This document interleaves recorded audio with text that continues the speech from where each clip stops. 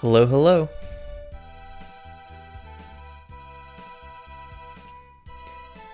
It's been a while. Life happened, as it tends to do. But we're back. We are so back, and we're streaming again.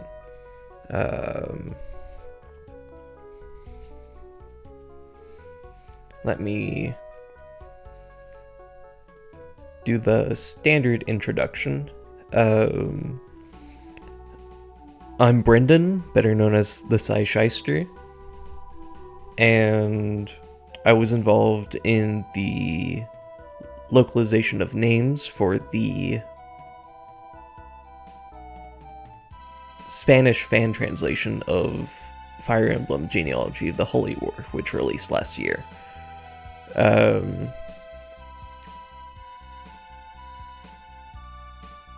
And we've just been making our way through the game at a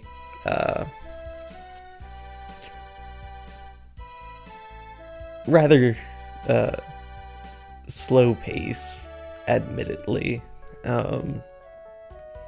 Talking about this wonderful world that is Yggdrasil and all the names that went into the world that was created.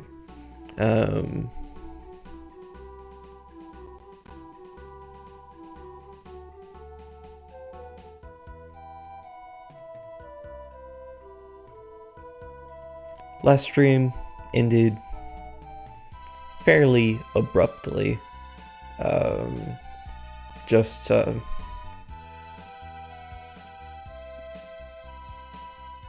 not go through the cutscene that happens whenever you seize Highland Castle, but also because I was having some stuff crop up in real life and needed to end stream early. But unless something happens today, which, you know, only time will tell, but my hope is that we can get to the end of chapter 2, or at least like Macaulay, I hope. But I think that's enough preamble. Let's just get right into it.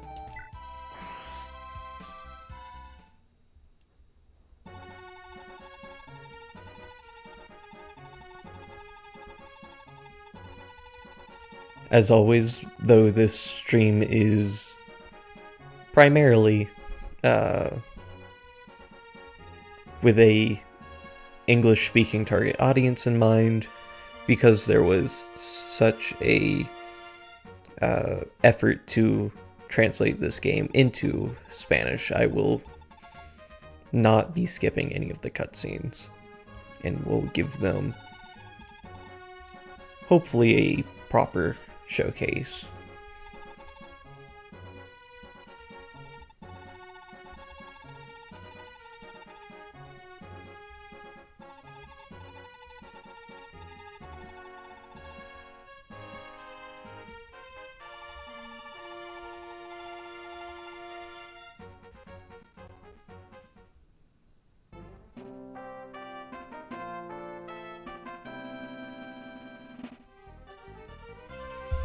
Alright, if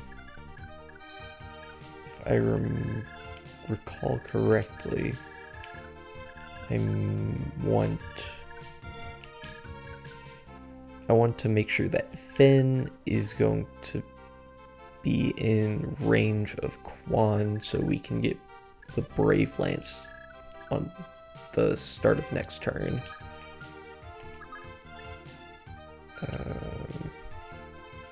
I can never remember how to calc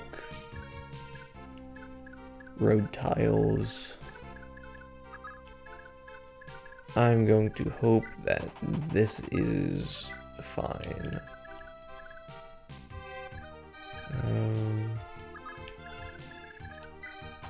The deer charge up as well. Ooh. I just realized I don't know who will be my who's gonna recruit Beowulf. Both Finn and Midir can comfortably afford it, so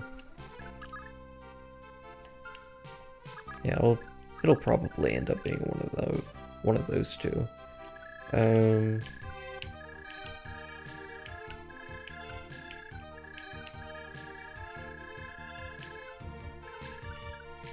don't know why. Like I said earlier, it's been like 2 weeks, and my memory's not the greatest, so I don't exactly recall why I pushed this far with my infantry units. Unless, like, other than Arden and Edain, probably the bulk of them just want to stick at Macaulay.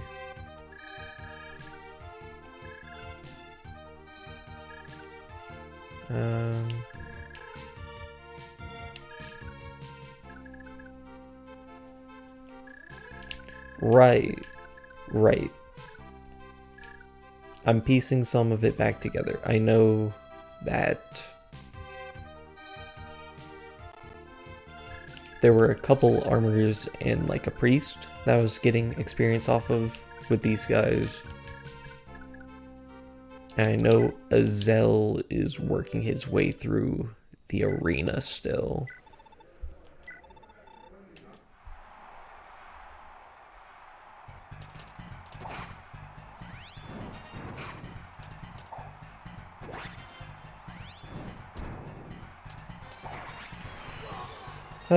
Unfortunate. But that's what Laxus is here to help out with.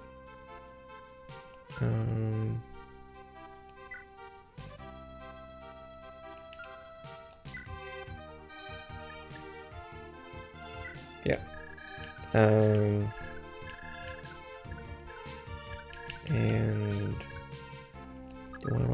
do I want to heal up Nisha, or do I prioritize Quan? Great question. Actually, can Alec? Alec does not have the sufficient funds for Beowulf. But it's fine, it's fine. Yeah, I think I'm just gonna prioritize. Can I speak? Prioritize getting Nisha and Ethan up north. And prepared for the oncoming battle. And that should be everyone.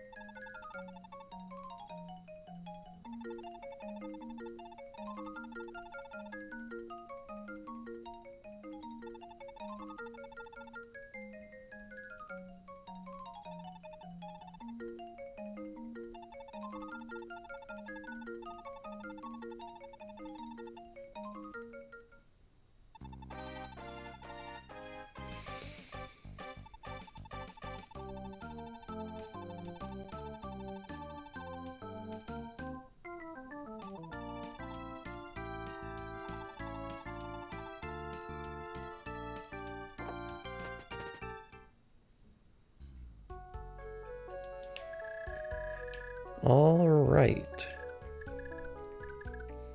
We've just got 2 new units into the army. Well,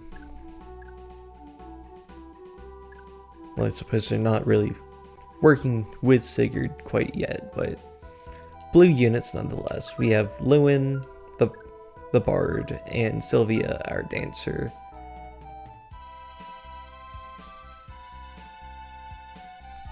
Which means we have 2 new names for me to geek out over.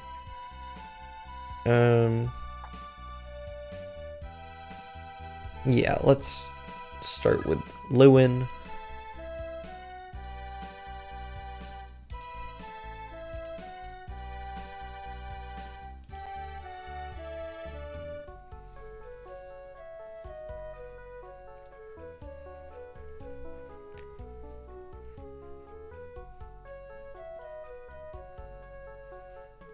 Lewin's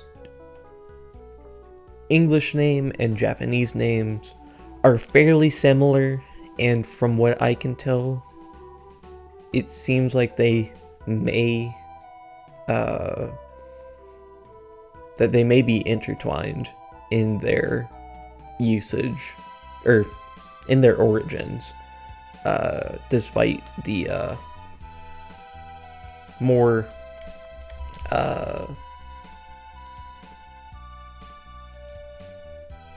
distinct alteration between the names. I feel like I kind of tripped over myself in trying to explain that, but hopefully my actual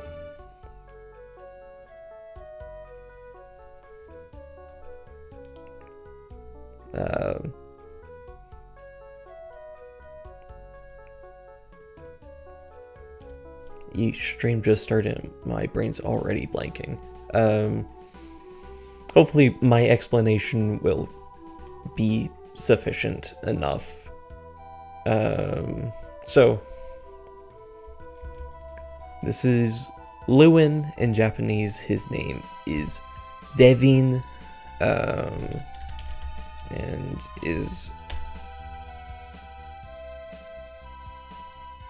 I meant to check before stream, but forgot, as is typical of me, but I believe his name has been officially Romanized primarily as Levin, Levin, though you'll also commonly see Levin with an I.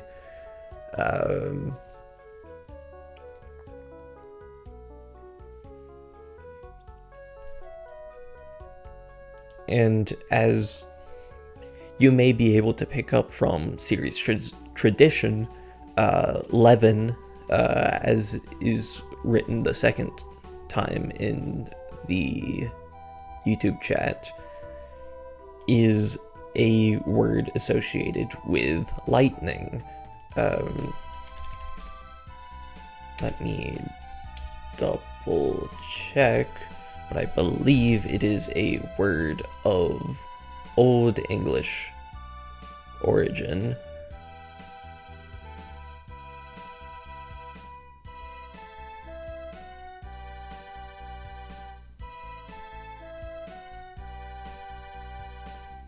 Okay. Archaic English, with ties to a Middle English and Dutch word written leven.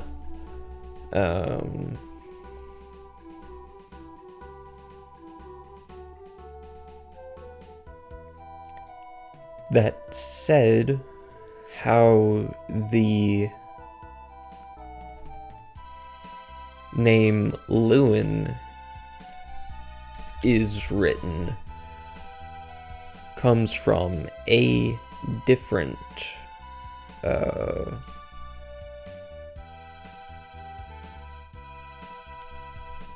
origin. Potentially two origins from what I am familiar with, which is where I'll start talking about the actual Japanese name. From what I have seen amongst the various research done within the Japanese community,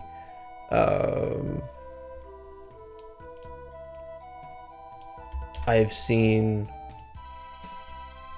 two assertions.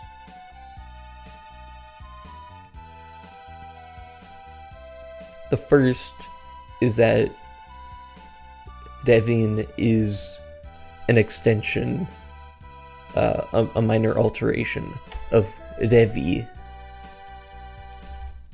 or more commonly written Debi.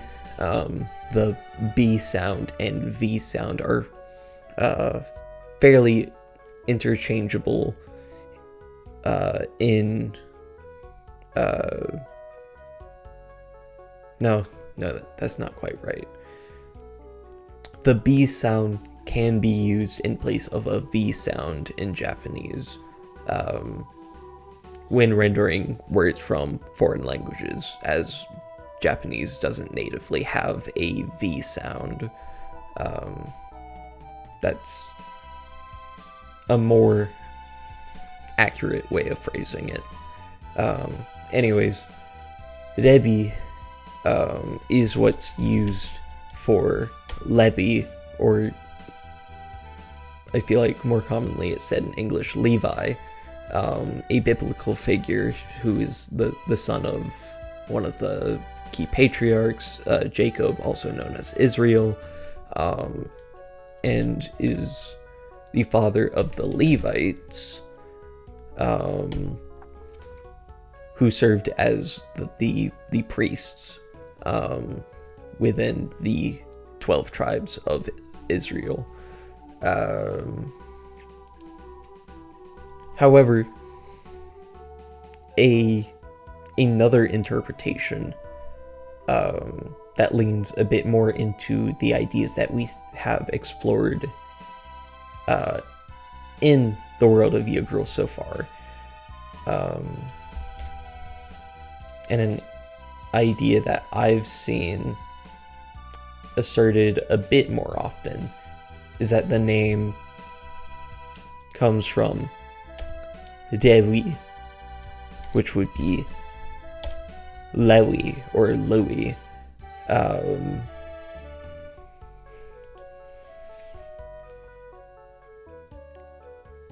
And this happens to be another name for a figure in Irish legend by the name of Lugaid MacConroy, or Lugaid MacConry, I believe is a bit more accurate. This, to be transparent, I was fairly stumped on this for a while because I wasn't finding many sources until, I want to say, 2 weeks ago, whenever I first started doing research for this batch of names for this stream. I just never found any any sources that really suggested a use of Dewi in regards to Luged McConray. I knew that the kana used is also used in the Fate series,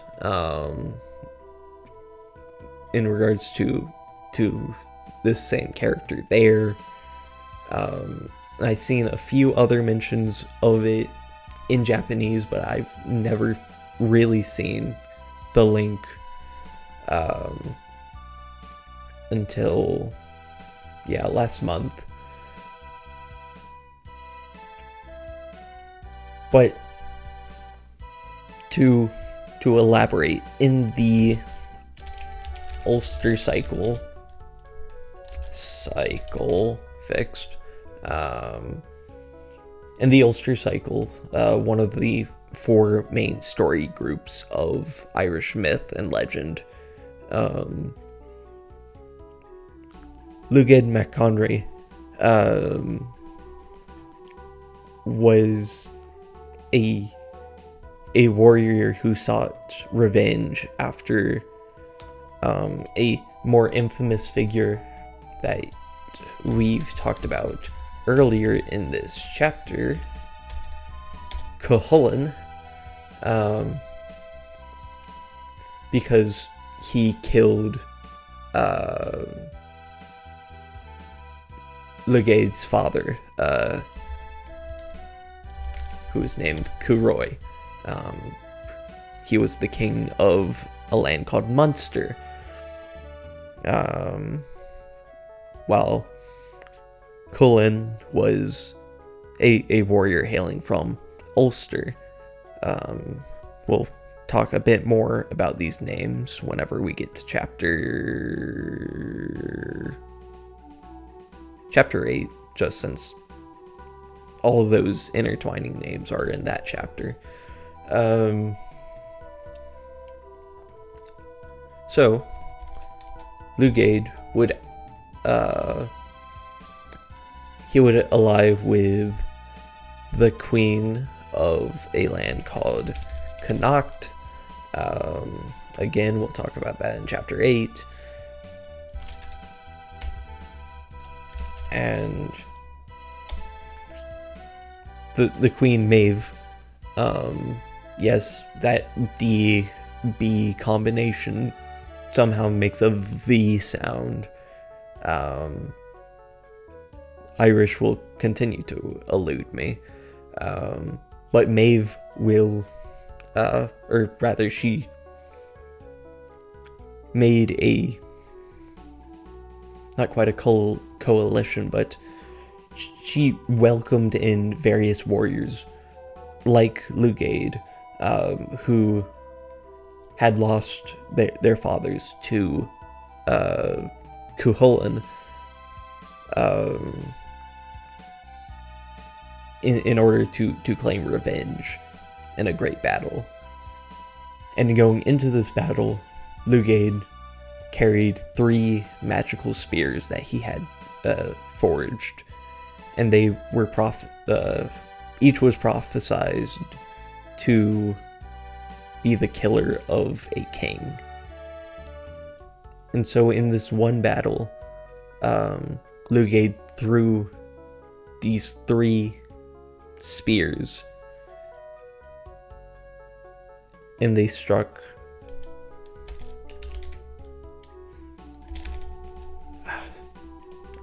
forgot to note names again. Let me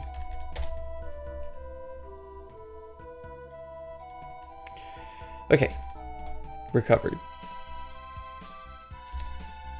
So his spears struck a man named Laig, which was the chariot driver for Cuchulainn, and was known as the King of Chariots.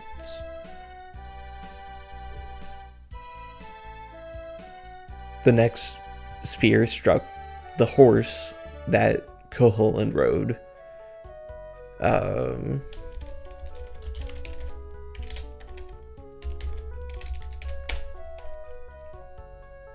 believe this is pronounced Liamacha.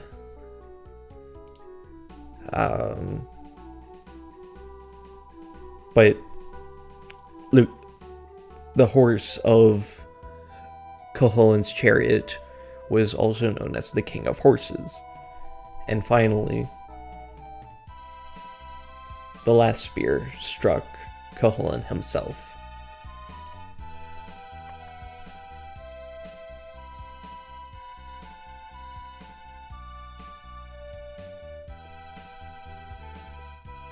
There's a few other attestations of what's known as the death of Cuchulain, in which Lugaid instead used a different spear to finish off Cuchulain. And that spear is the one that Cuchulain wielded himself, the Gaebolg. Of course, we're gonna talk a bit more about that name next chapter.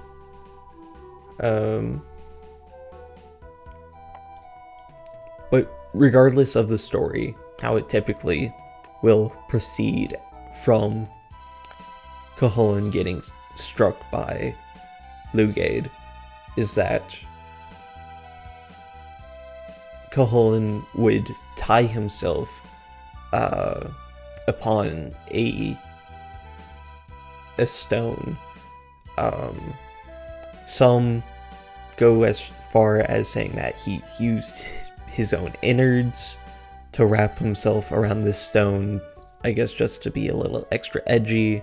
But regardless, the idea is that Cuchulain dies standing, not refusing to fall down upon his knees.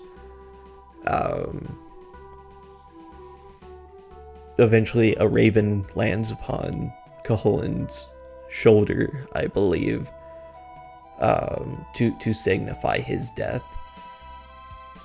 To which Lugaid then proceeds to decapitate the hero to have proof of his death. But as his blade strikes Cuchulain's neck, his own Cuchulain's sword falls out of his hand from the impact, and it ends up cutting off the arm of Lugaid himself.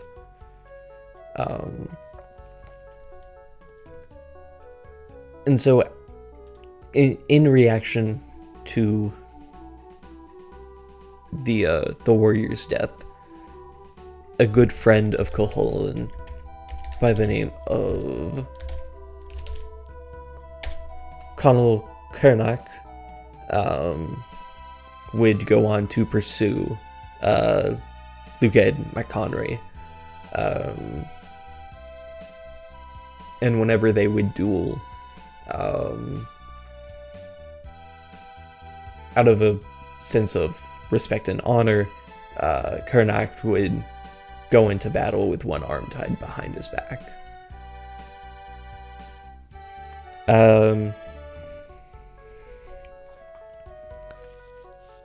In truth, though I recognize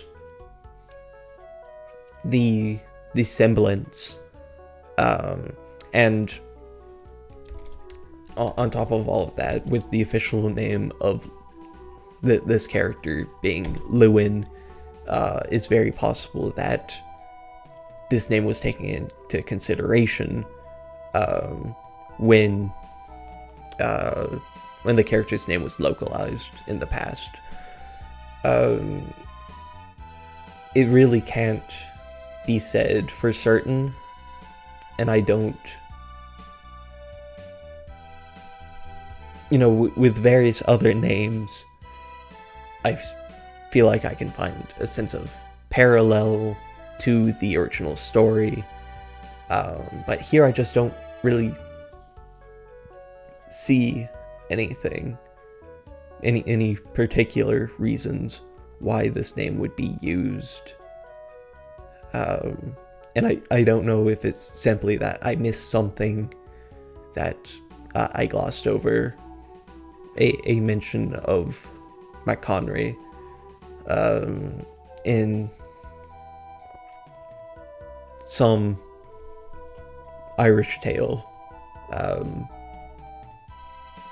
but it seems inconclusive to me, at least, and it's definitely a name that I would like to keep digging into and see if I can find something a bit more exact in its use. Alright, moving on, we have Sylvia, our dancer, and this is a name I feel fairly confident in.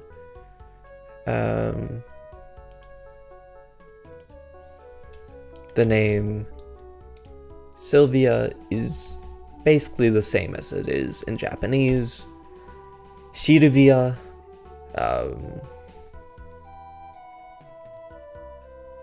it's the name Sylvia.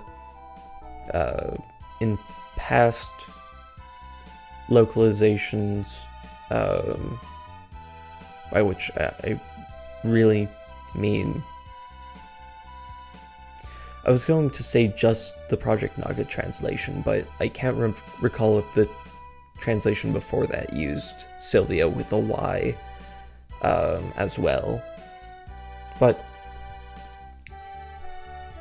this name is likely meant to relate to Dea Sylvia,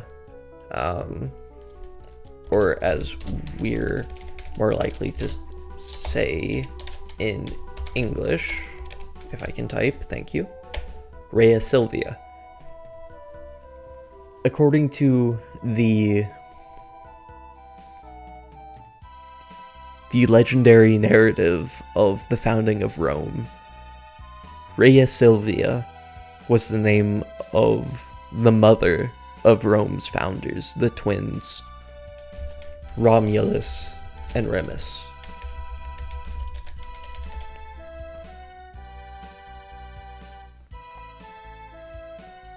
She was the daughter of a king from a land known as Alba Longa.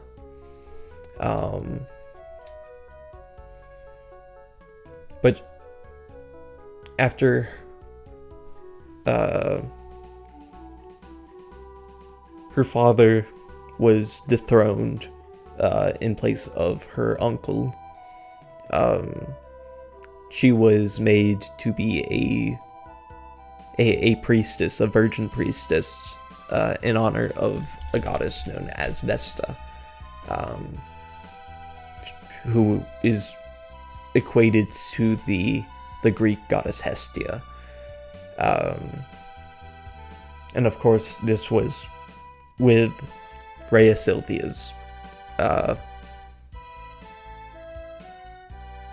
with the intent of her uncle, to make it so that she would be incapable of providing a further lineage to the prior king. However, she would end up having a miraculous pregnancy, in a similar manner to what you'd find with the story of the Virgin Mary and the like.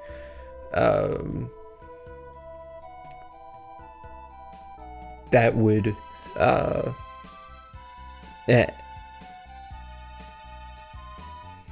let me find my words. The children of Sylvia would be sired from the Roman god Mars, equivalent to the Greek Ares. And depending on the interpretation, you will find it that he simply placed child within her, miraculously, as to continue a legacy and bring about Rome, which Mars as a god is commonly associated with.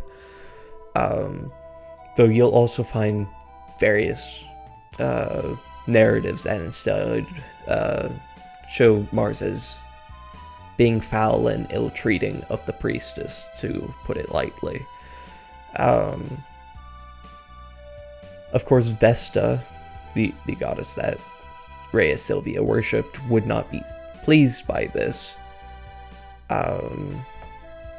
But some accounts will note that she found favor with the goddess of beauty, Venus. Again, the Greek equivalent would be Aphrodite.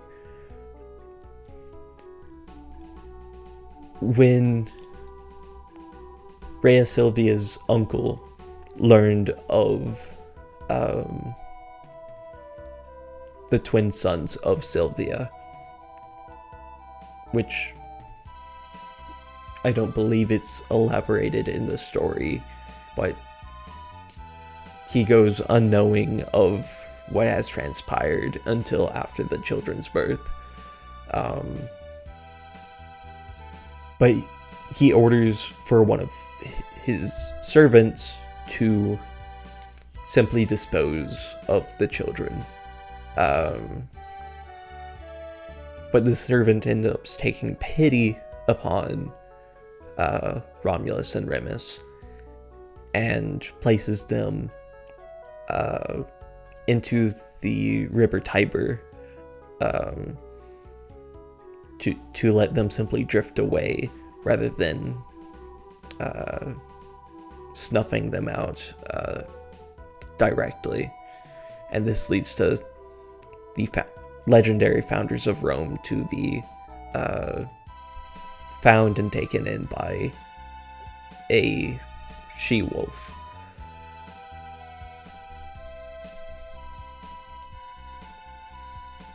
It seems like the use of this name with Silvia is far more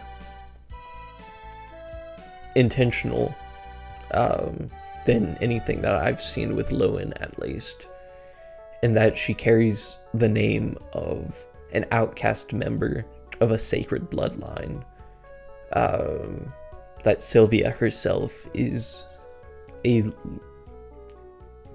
lost member of House Edda, someone who carries the blood of Bragi unknowingly.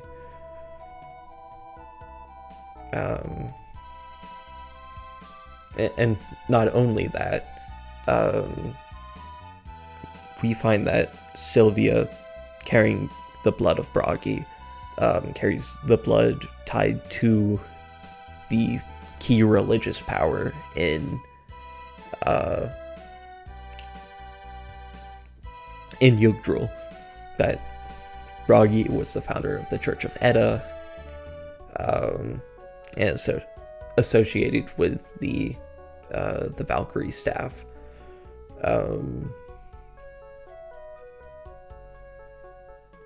Much like Rhea Silvia was a priestess herself. Similarly, wrong transitionary phrase. Additionally, Rhea Silvia finds favor with the goddess of beauty, Venus, and you will find the likeness of Rhea Silvia pervading all sorts of Roman artistry, and it is possible that this may have had influence on the character of Silvia being a dancer, and someone that we find multiple times throughout the game or throughout her dialogue, being someone who takes great pride in her physical appearance.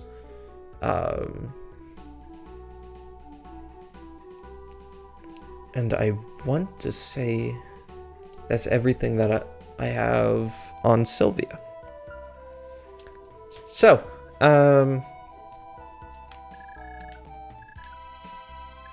I guess it's time to play the game again, huh? I have 1, 2, 3, 4, 5 turns to reach this village. This is where the bargain band is. And I really want to try and get it. So, I believe the play is Lewin comes over here.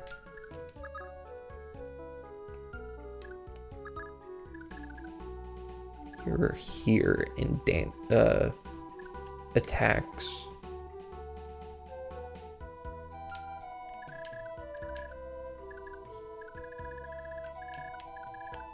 So that Sylvia can dance and he can proceed. Right?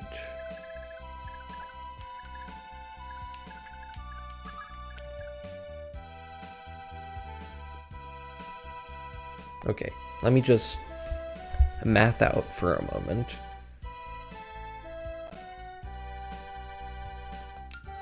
Lewin has how much move? 6 move. So to get to this space right here, we're talking 1, 2, 3, 4, 5, 6. So each tree is 2 move.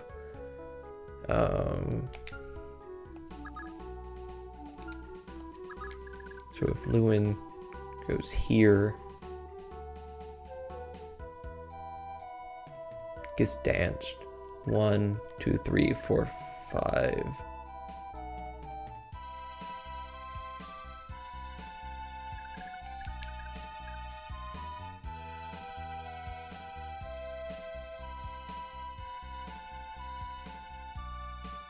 Okay, I think I'm just going to come here, attack,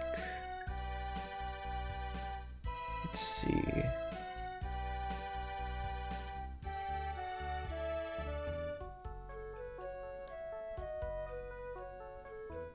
pretty bad hit rates.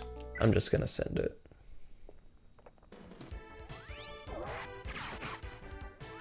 And he gets adept. I will happily take that.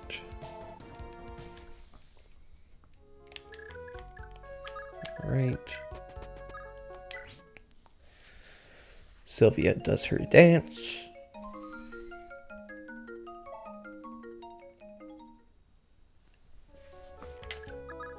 Okay.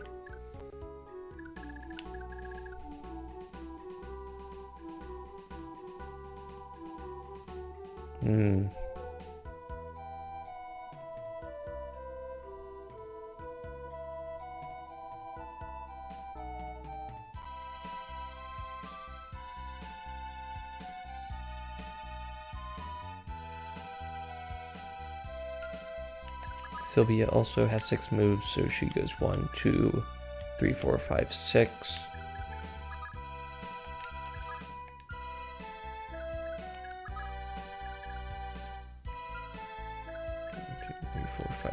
Okay, so they'll end up moving the same amount of distance.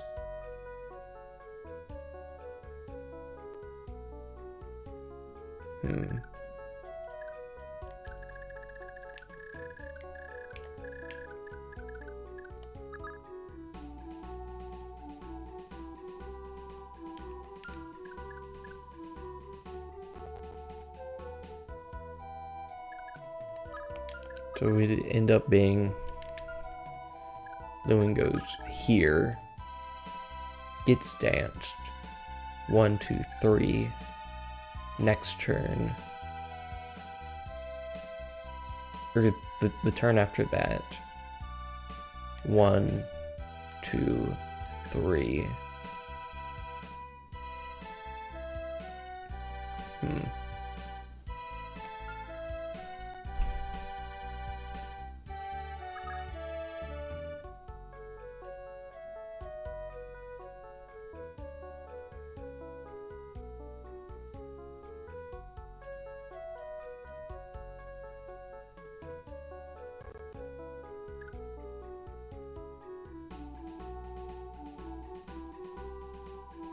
Okay, wait. Actually think about this, Brendan. Come on. So we said 5 turns before everything's gone here.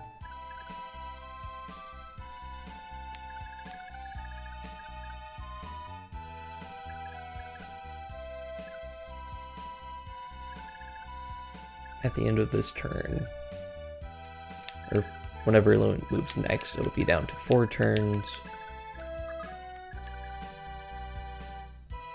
Goes there, goes 1, 2, 3.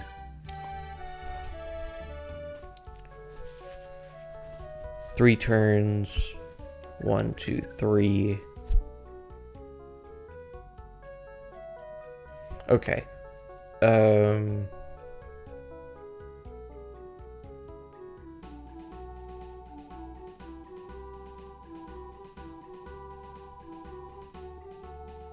Oh, wait.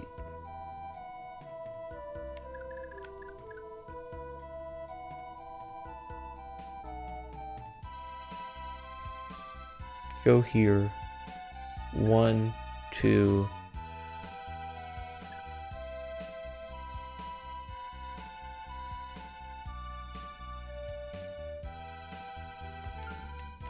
Okay. I think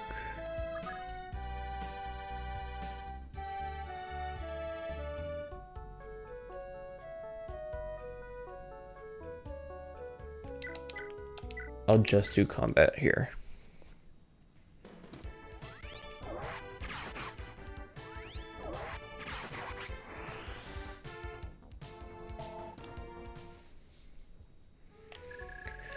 All right. Give us all another heal.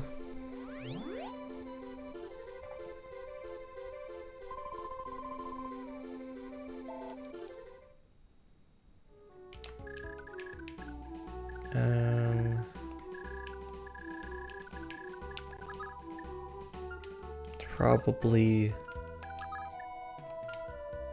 Okay, it's not probably. It's definitely not going to be worthwhile to bring Dew all the way up here to farm off of all of these guys.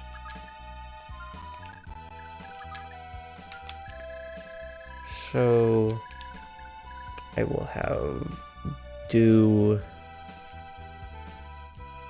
Do I have Dew go over here and see if he can get from the folks at Mackley and Augusty? Or do I send him back to Evans?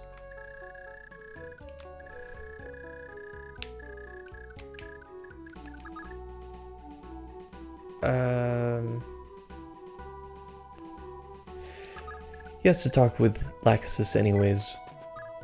I'll just send him this way. Jomka and Ira will... Well, first, I suppose, let me familiarize myself with any other conversations that I may be forgetting. With Lewin, Sylvia has a conversation she initiates with Sigurd as well. Quan and Finn, I talked about earlier. Okay, yeah. So Ira and Jomka, I will just send over to Mackley.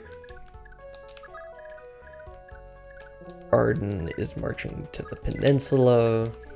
I will keep Dane with him. Is Arden hurt? No.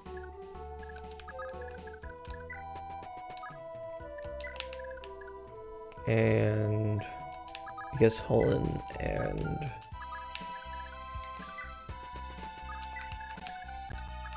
Deirdre will want to go this way as well.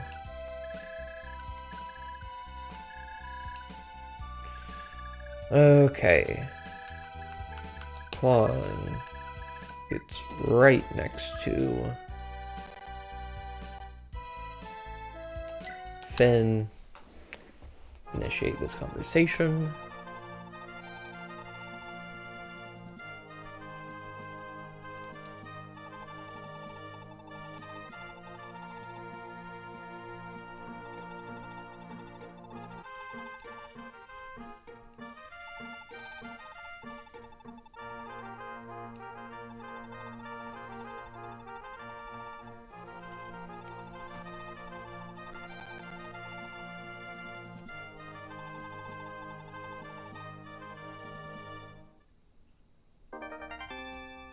Alright.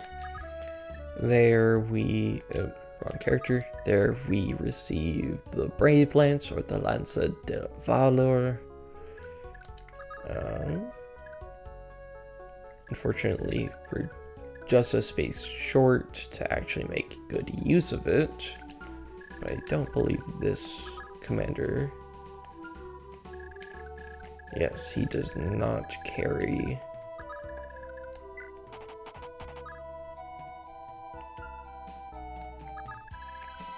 Needs to see if he was full health. He does not carry a javelin, and all three of these guys should be just using retreat AI, I'm pretty sure. So there should be no harm in chucking a few javelins.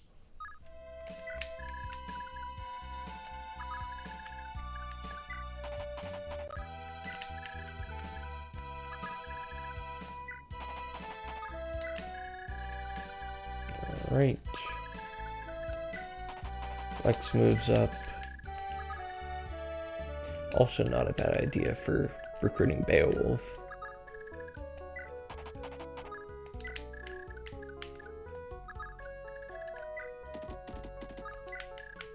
And let's have Quan get healed up. And she'll still have plenty more movement to push on ahead even further. And Zoe doesn't have the HP. Is there anyone else who hasn't moved? No, there's not. So let's move on to the next phase.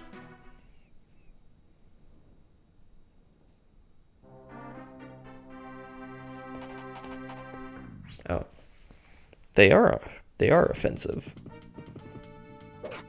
Did not know that.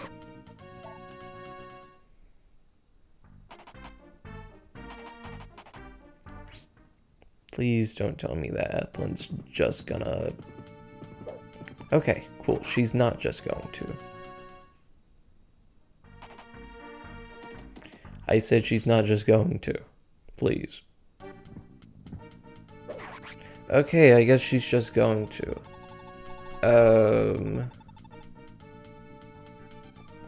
Well, that's awkward.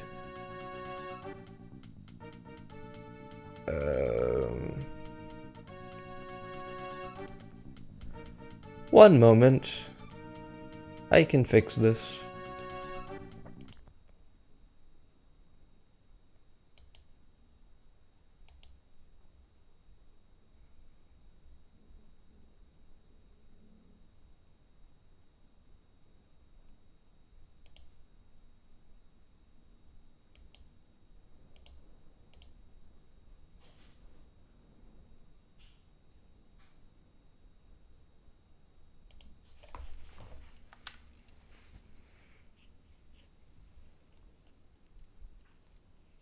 So,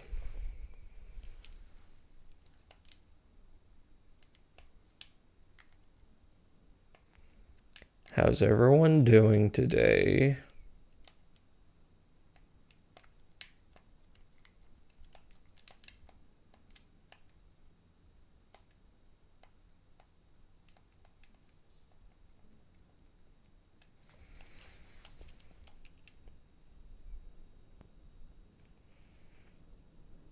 Don't we have a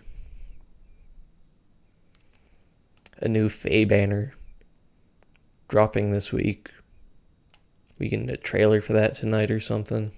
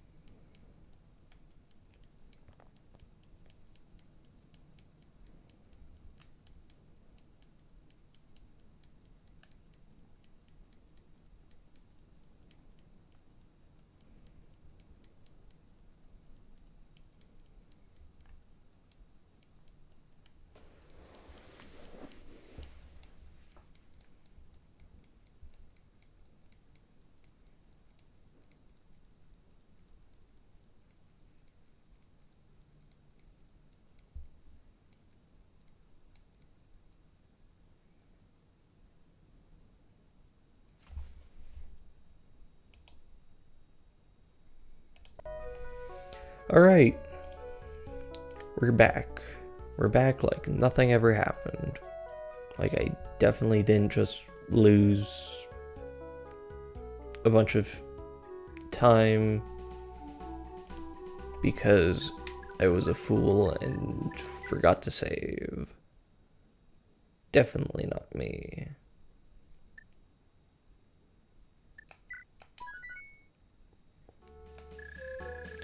Anyways,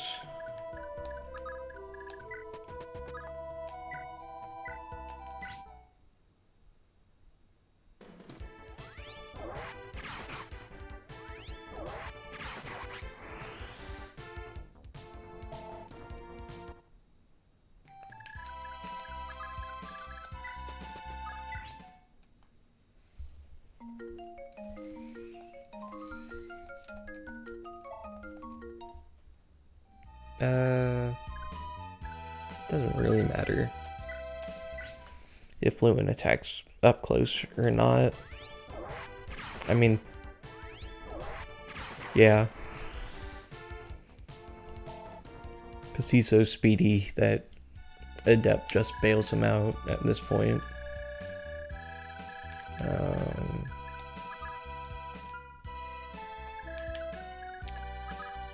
I could multitask. Put his L's there. Get him healed halfway up. And then I can get the thief sword now.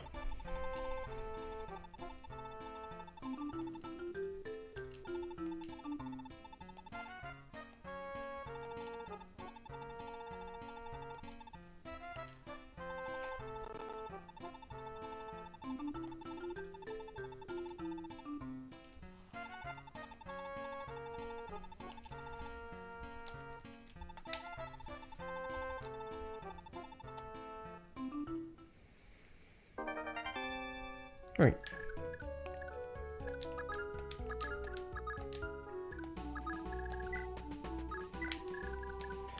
Now I just do everything else again, but better. I guess I should just send Arden this way off the road. Don't warp him, please.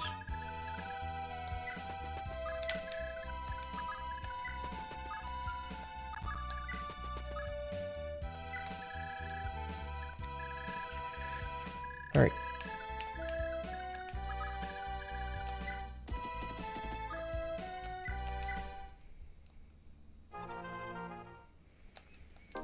Brave Lance.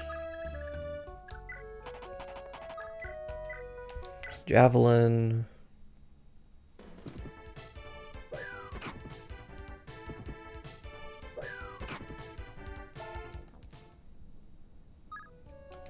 Wait.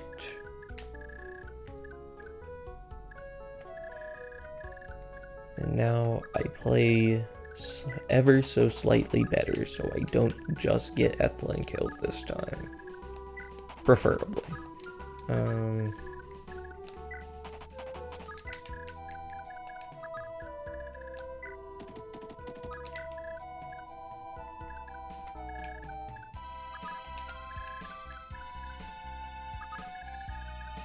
Nisha.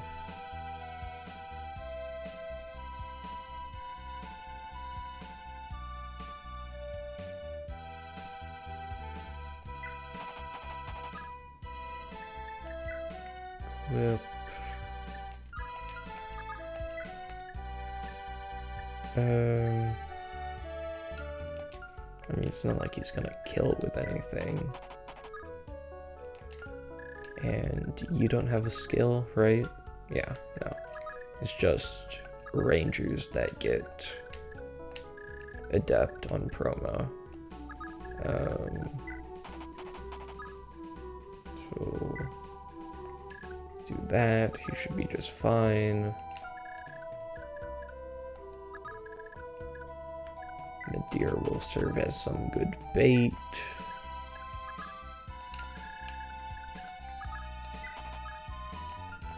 And just making sure.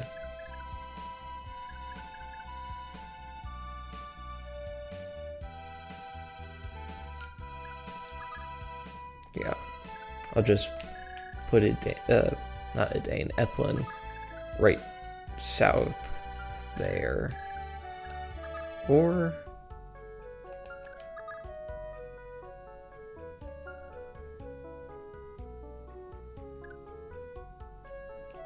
yeah, I'll just put her south of Madir so she can get some combat XP. I could just put her there and have her be safe, but might be a better idea to bait and save Madir a bit of EX, not EXP, but a bit of HP.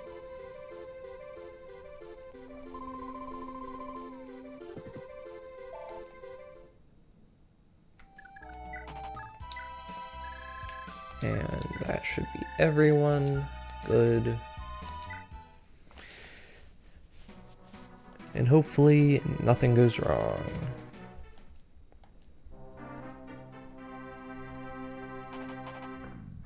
Okay, going for Finn now.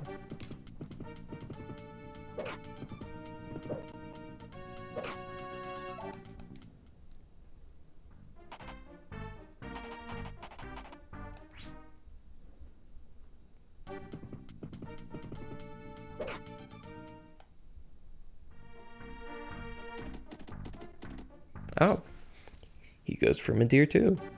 Hopefully that doesn't mean I got him killed. I got him killed. Cool. Okay. Let's try this again.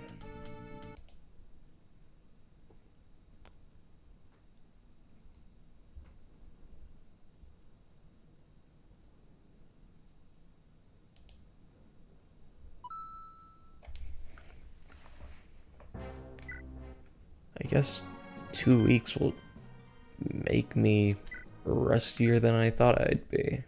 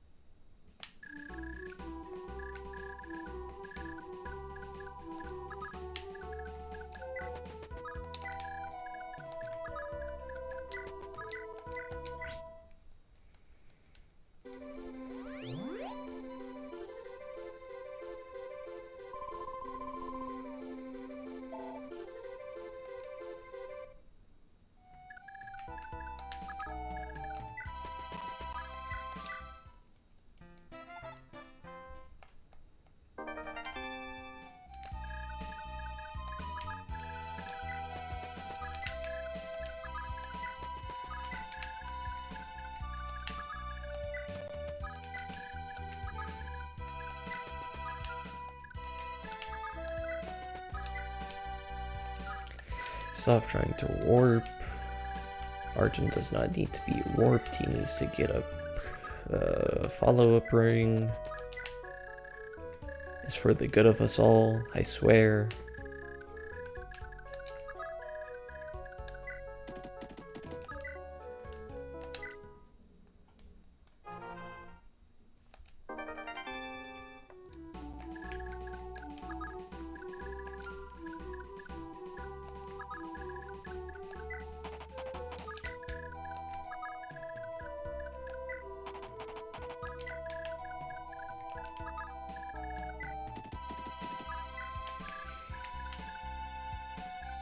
Okay.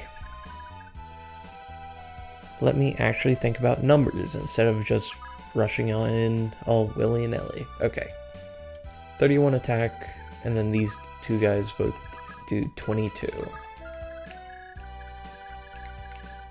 32 minus 12. Sorry, 31 minus 12.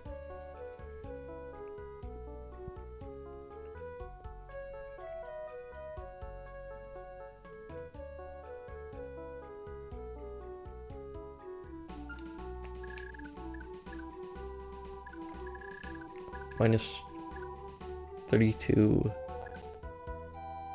minus 12, if my brain can work.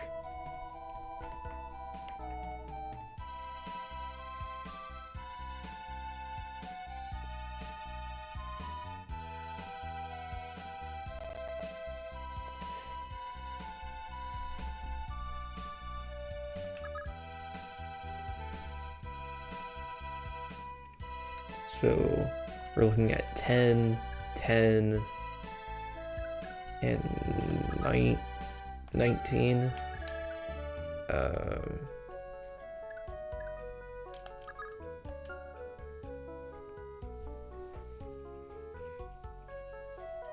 So really, they can't just kill Finn if they all gang up on him, which is why I need someone to bait.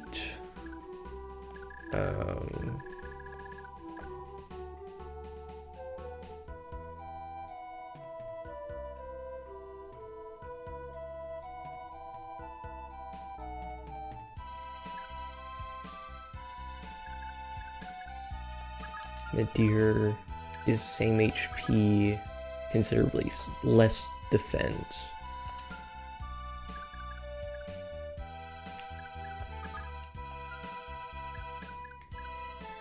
And no means of retaliation.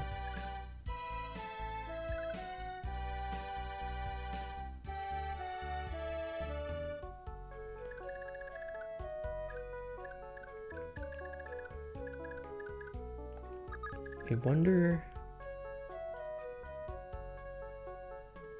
maybe I just, instead of immediately taking the offense,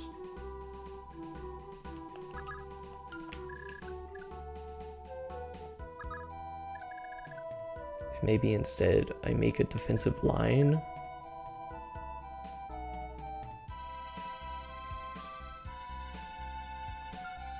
With Finn and Nisha. Nisha has one less defense.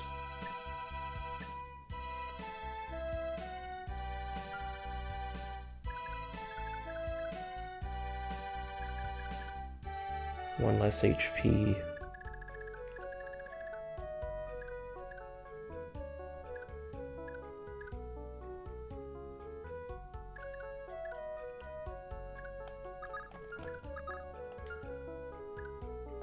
Okay. Yeah, I think I'll give that a try.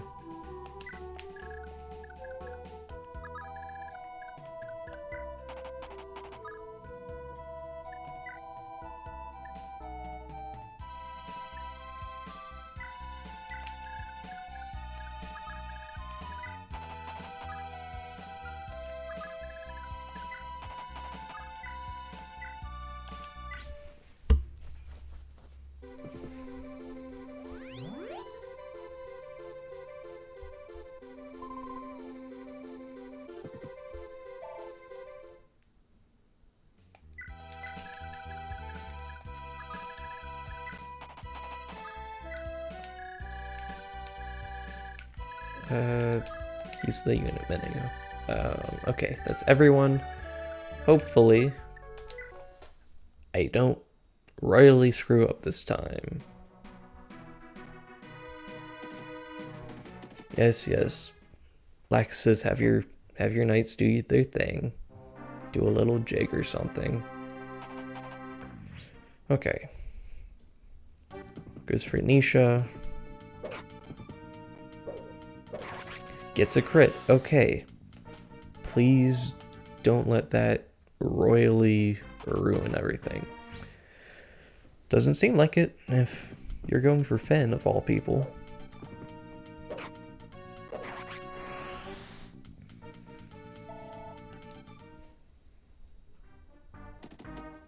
And you go for Finn too. I think he just... Yeah, he just wins.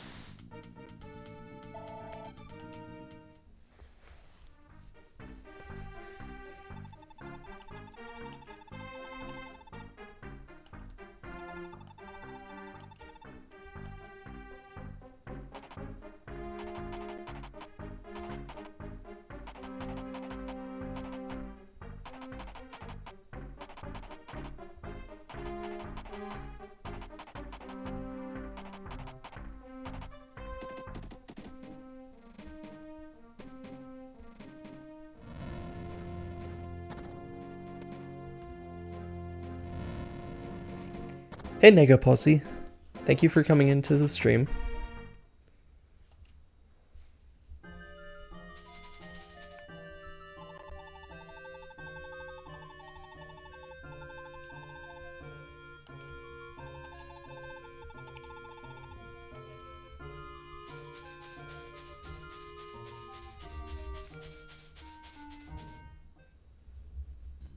Unless something goes terribly wrong, we'll definitely be talking about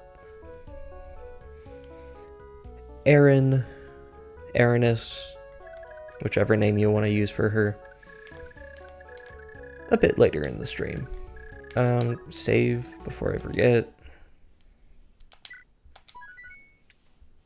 It was indeed Finning for the winning. I mean, what else could Finn do? Arden, keep making your way to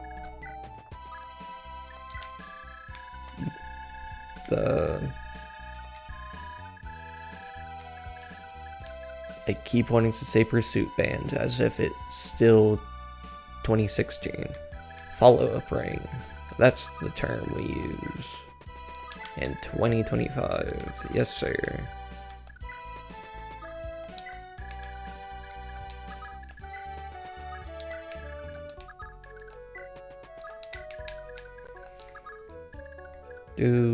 Can run over here.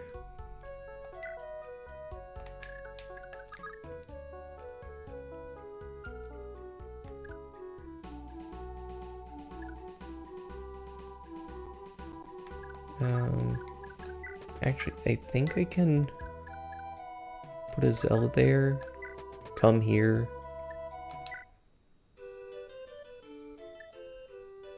Go into the arena herself and then heal?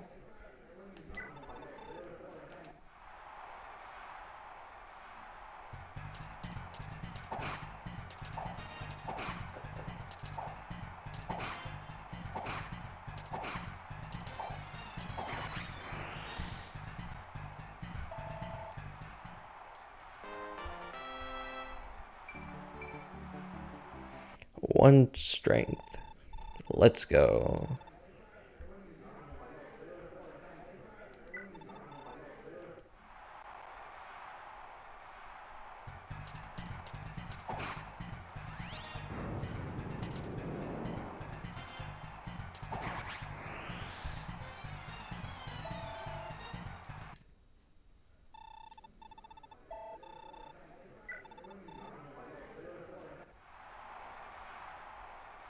I think this is where the run dies. Yeah, look at that hit rate. I mean, she is in miracle range. Okay, never mind.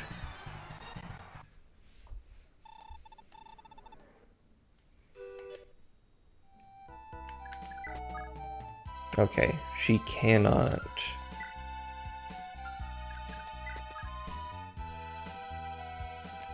She cannot use staves after visiting.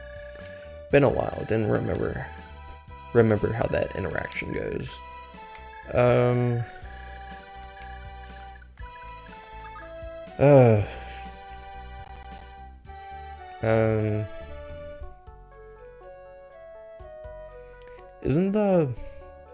Isn't the play with lack assist to basically just have her become a staff bot for a chapter?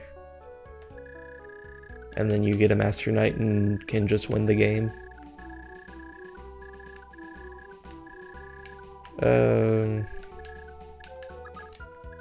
guess I need to start hoofing it with Lewin again. I say hoofing it like he's a cav. But he is most certainly not a cav. Okay. Refamiliarize. This is Beowulf right here.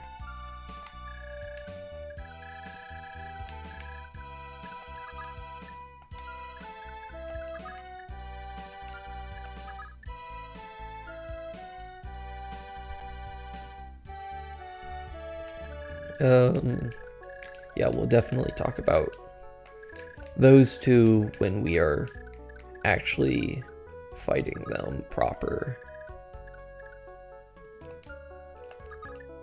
He said Lex is probably gonna... He does have the funds to recruit Beowulf, but it doesn't necessarily mean that he's a good choice to confront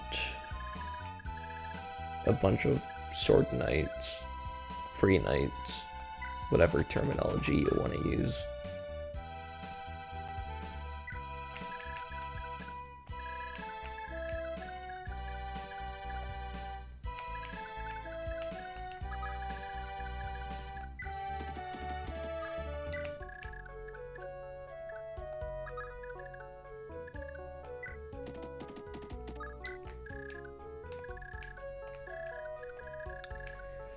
No, I've never questioned it until now. Why is this church completely out of the way?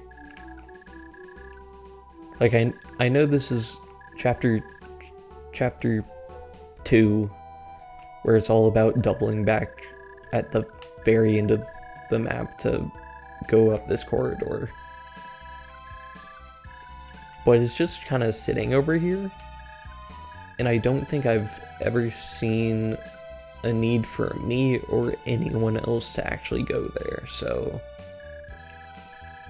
Interesting game design. Interesting indeed. What am I doing again? I'm figuring out...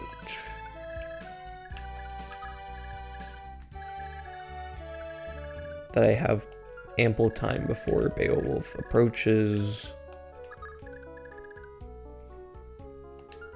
Ethelyn is level 13. And wants to heal someone. I'm not sure who someone is.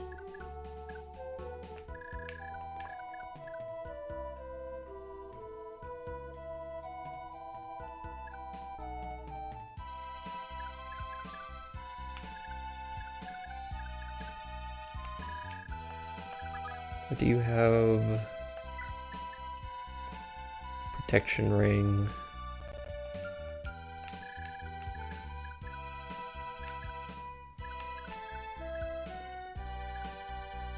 No one jumps out to me as needing defense, I guess.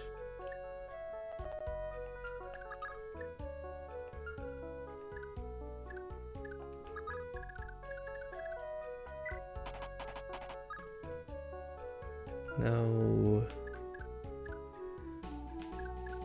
Can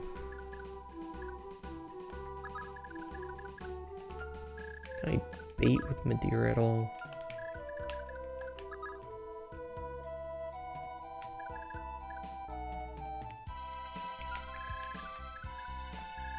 Which tile was that? 2 down from Finn. Sorry, 3 down from Finn.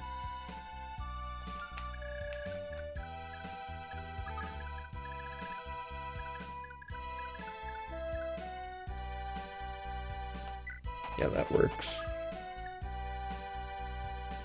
And that guy had a sword, so I'll keep the lance equipped. The deer can just run up here.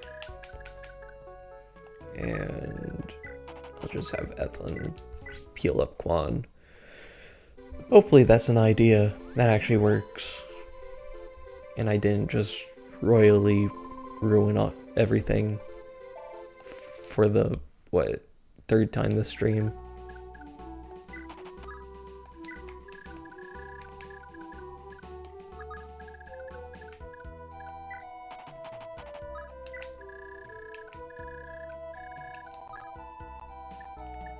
It's everyone. Yes. Next turn.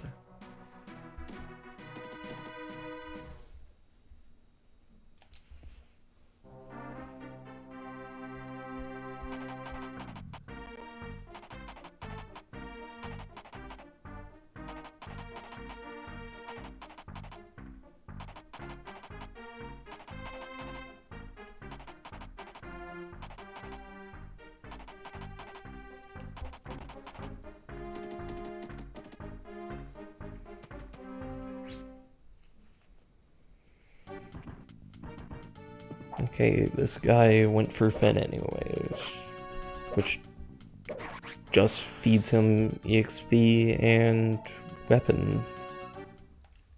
I almost said weapon rank, then weapon level. Okay, more defense, more speed, more luck is everything a Finn could ever want in life.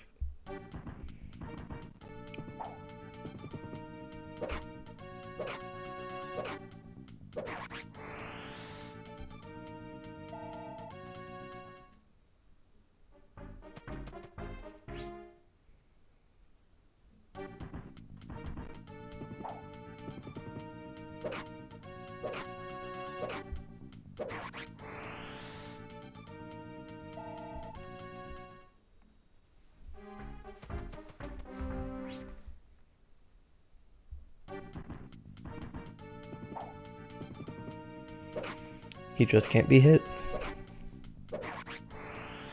It won't happen.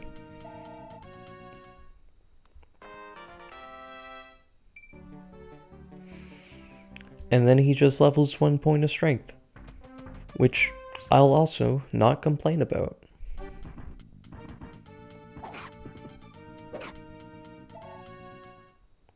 Nisha's fine. No one else can hit him.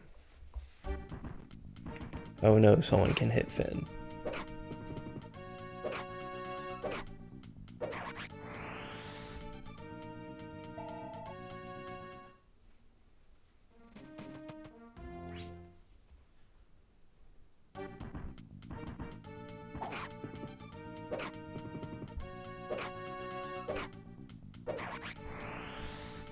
I forget, is miracle range 10 equal or less than 10, or is it just less than 10? Also, I did not know that these armors move. That's kind of awkward. Maybe this is how I learn.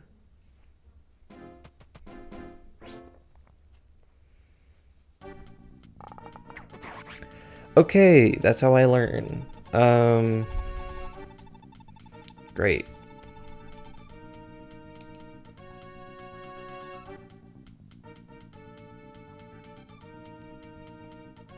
This really is the stream of all time, huh? What am I doing? Right, that's what I'm doing.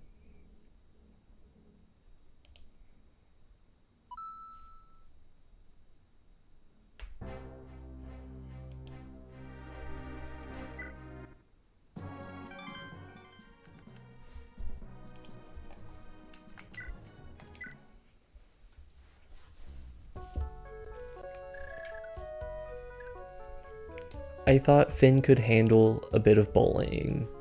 He's faced worse.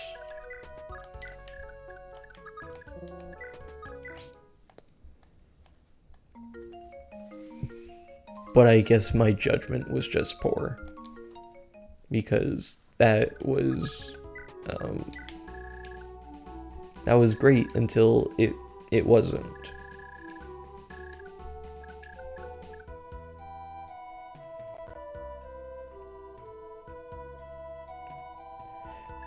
You know what? I'm not gonna send Lachesis through the gauntlets again on stream, at least.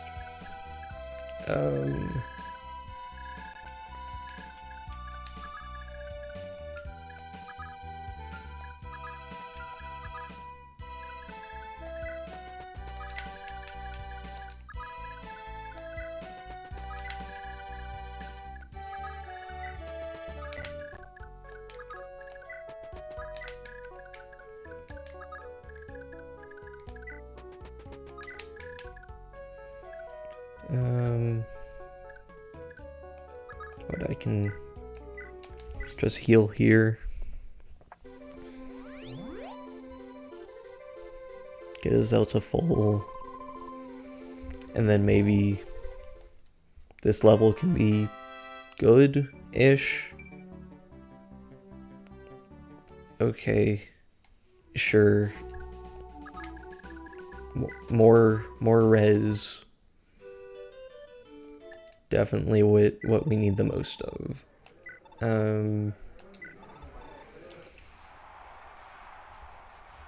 Maybe? Azel, can you dodge? He does? And it's... no dice. No dice.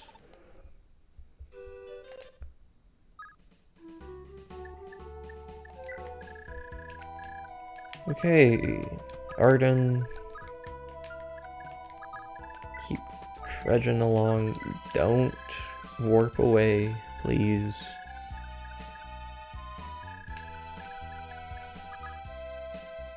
Okay, so apparently throwing Finn into everything is not the play, unfortunately.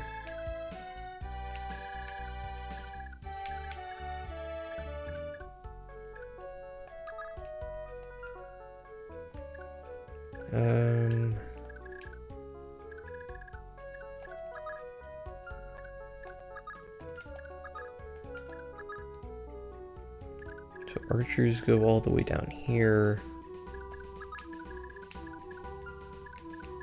Is that, yeah, that's the same tile. And you go down here.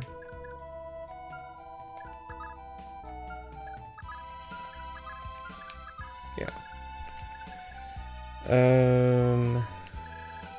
Classic dodge, no hit.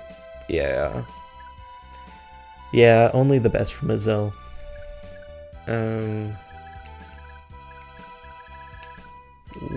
What are we doing?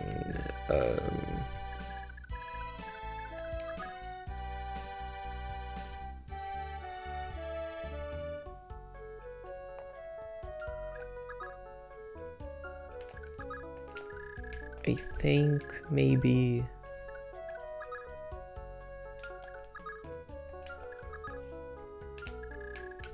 Finn gets up there.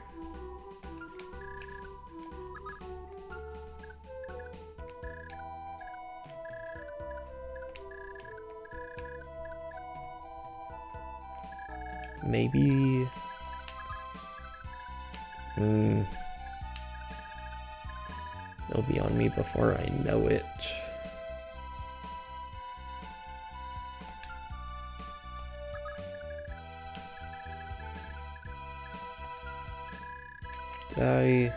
I did move them already.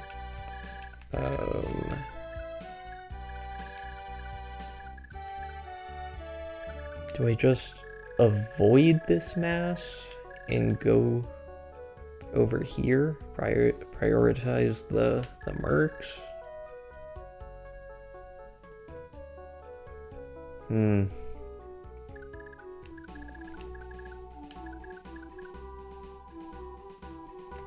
But Finn does so good up here until he doesn't.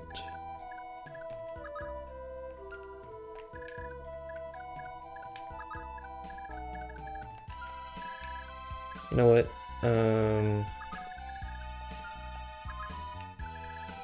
If I put Finn here, we're looking at 27.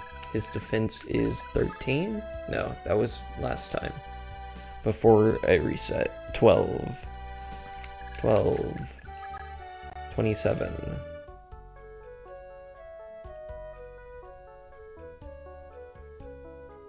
$15, unless my brain's not working. So 15 times 2.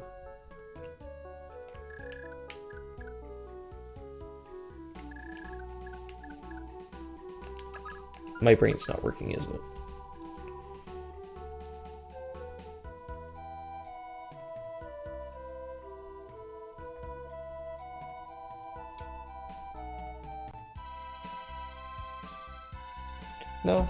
No, it's working. I'm just doubting my own capabilities. So getting hit by 2 of those.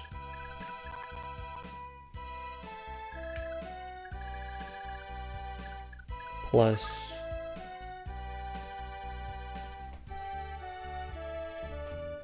11.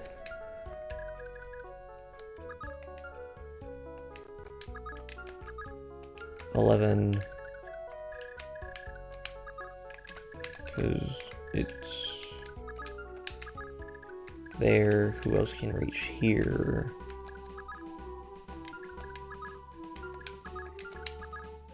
Okay, yeah, that's not gonna work.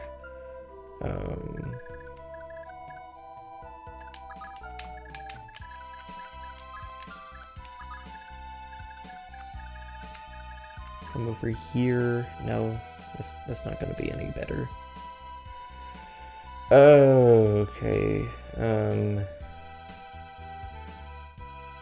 If I back off a bit, furthest you reach, still no good.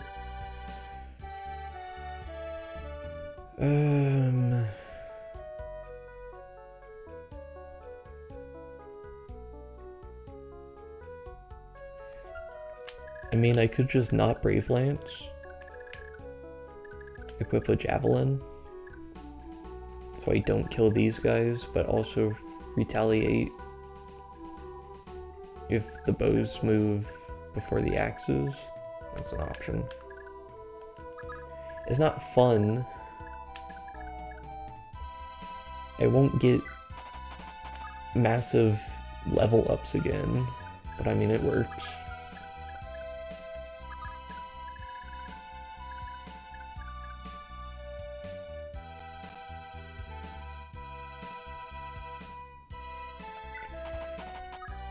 Yeah, let's just do it.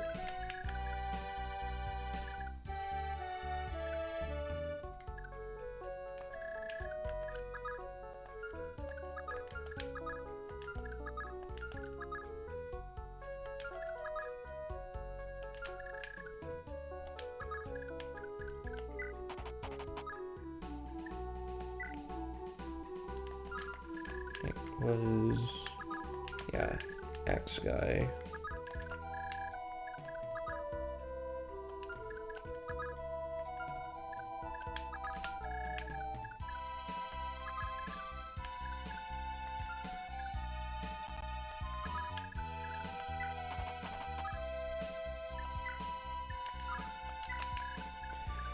Misha there.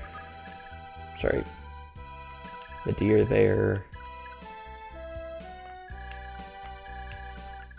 What's his defense? 11? I already forgot. I was just calculating that earlier. So he'll take 16. If he gets shot, that'll be 12.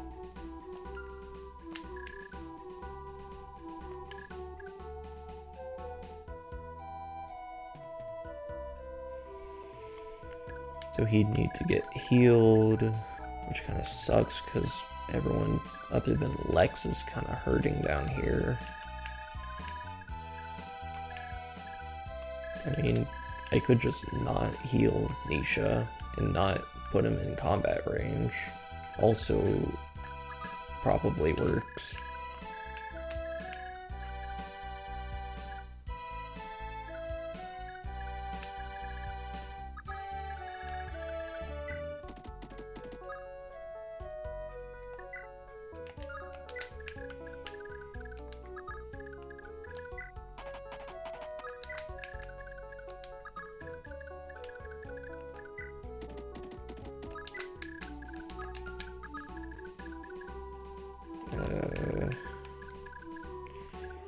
Guess I need to decide.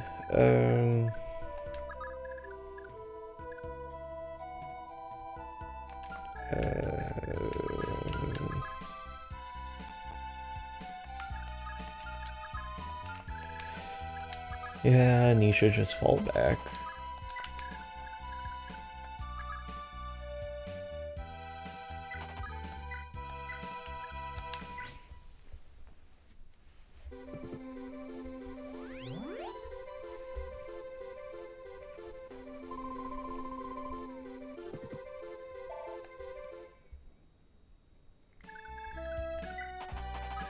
Oh boy, I can't wait to have to redo this turn again because I probably overlooked something.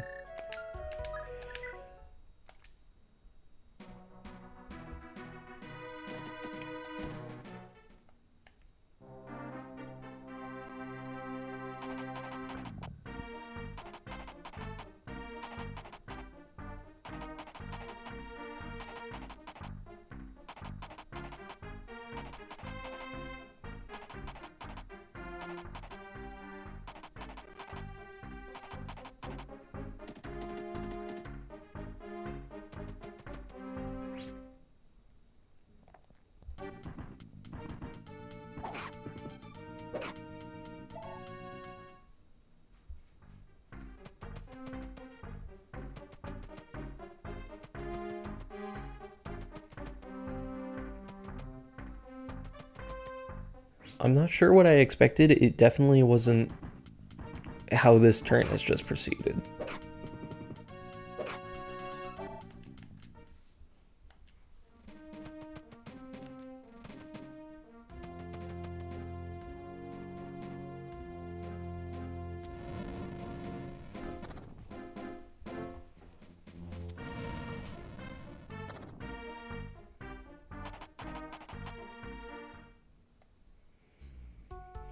Okay, definitely saving that somewhere else.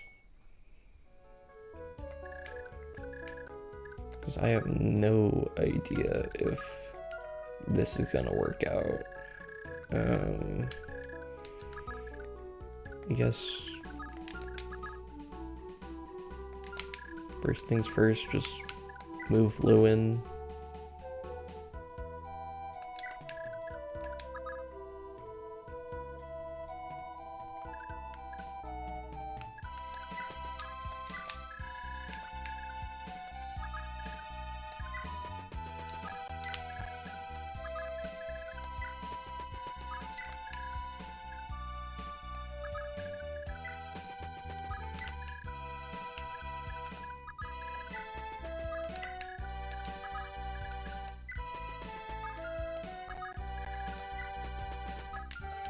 Please.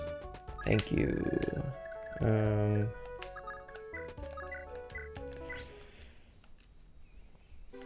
Back to healing duty.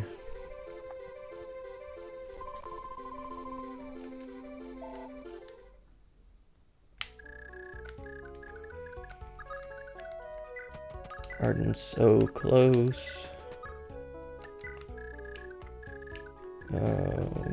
Okay.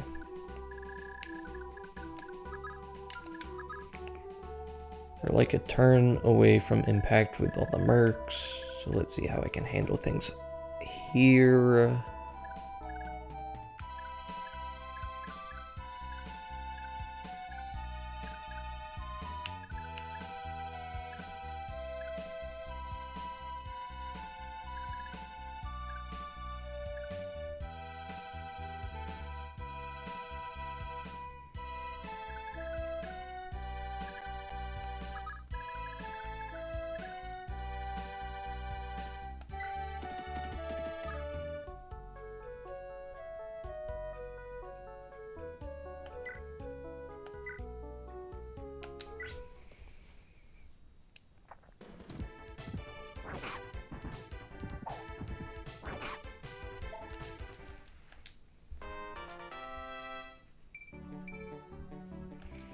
Sure, Sigurd. If that's what you wanna level up, I won't stop you.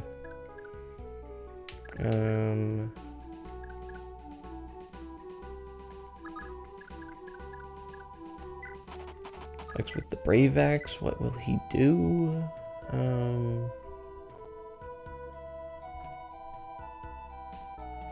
Perfect hit rate. Yeah, that's just a kill.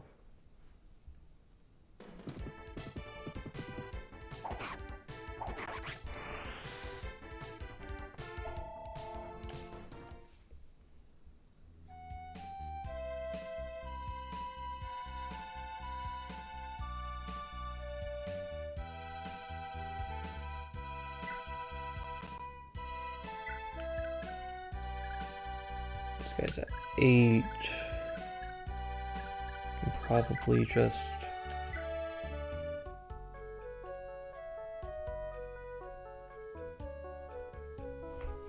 do that.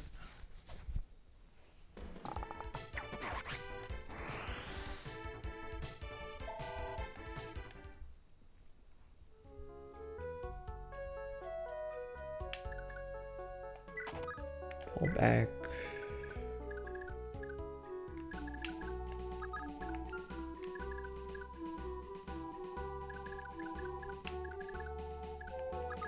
Yeah, I can have Quan Javelin right here and then back off.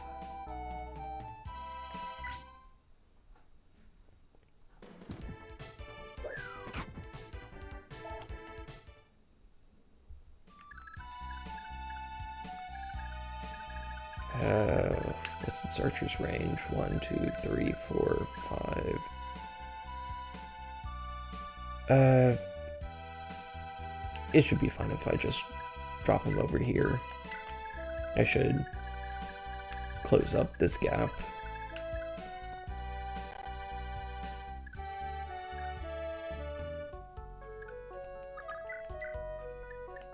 With Brave Lance,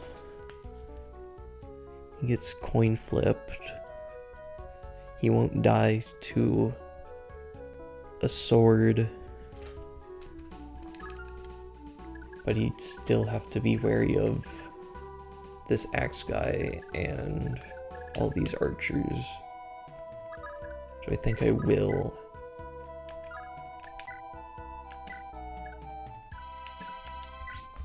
just heal up Finn here.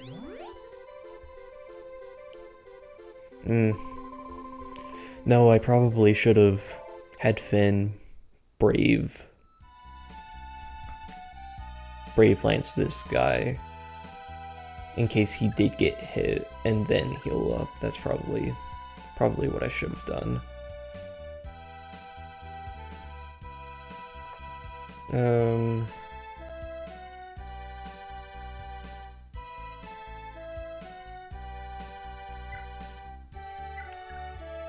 Probably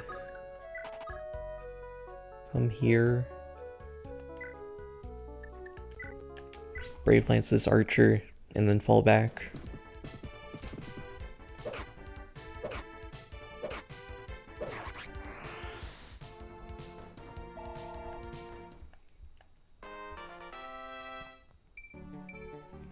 Strength, luck. I missed my defense level up from last time. I mean, maybe we can still get it. Maybe.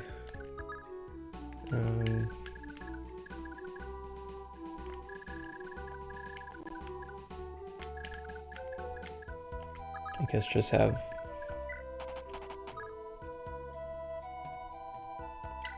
Alec stop in range of one of the archers so it can serve as decent enough bait.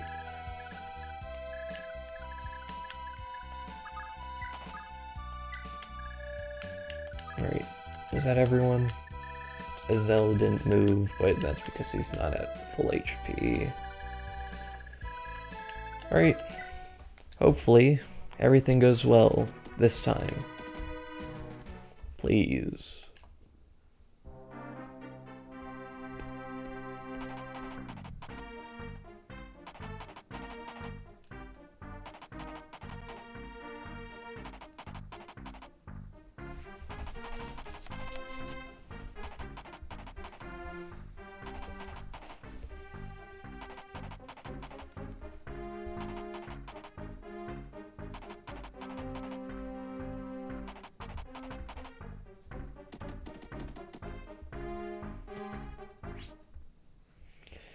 Okay, immediately goes for Ethlyn. Interesting.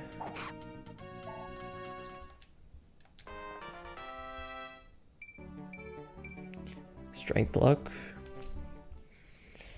Always like it. Always like strength.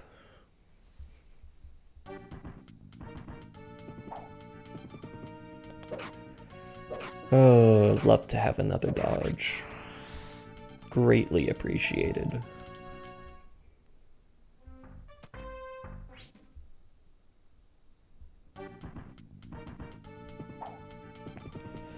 Very nice, very nice, very nice.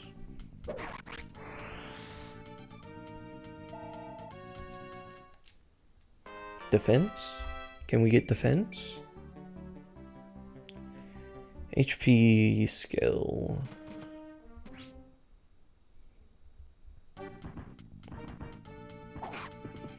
There it is. There it is.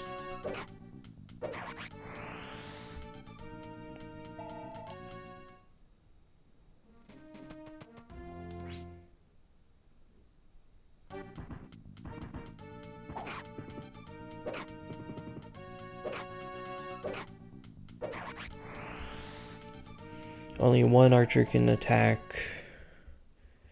Maybe we can miss. Maybe we can get this 60 miss. Oh, it didn't kill. It didn't kill.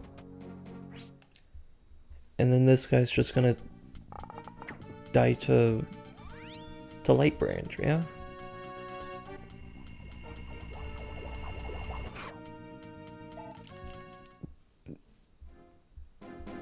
My brain thought doubling was not FE4 doubling for some reason.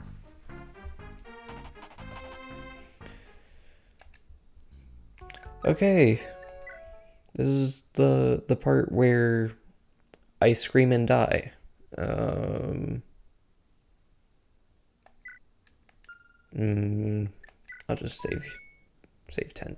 Save turn 10. Alright. First things first.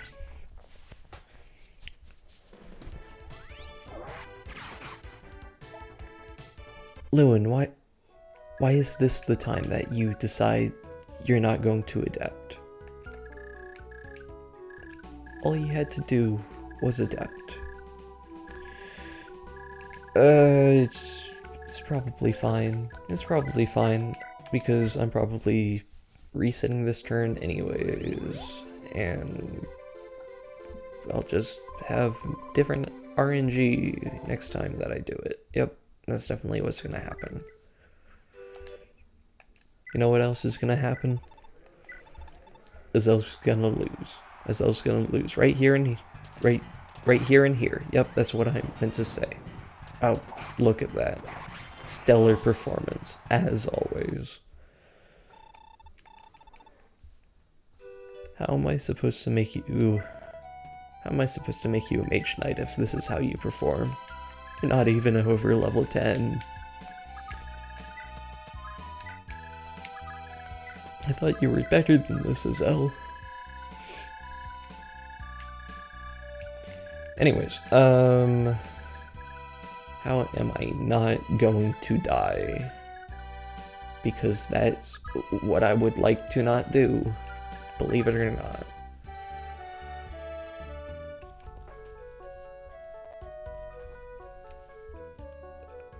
Wales is...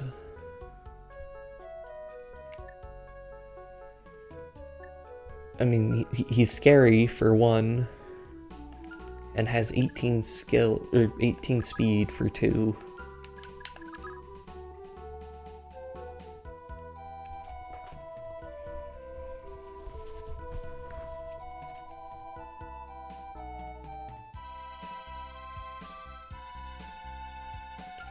Finn is in miracle range.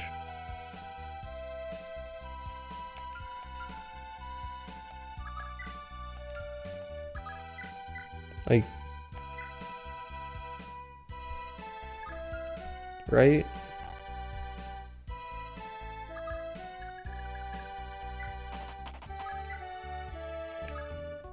That was almost really bad.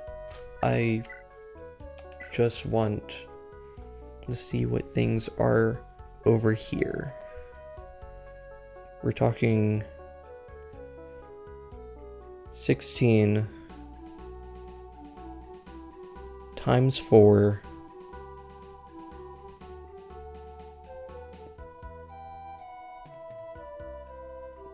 it won't be a kill, but it'll do good damage, good dabblage.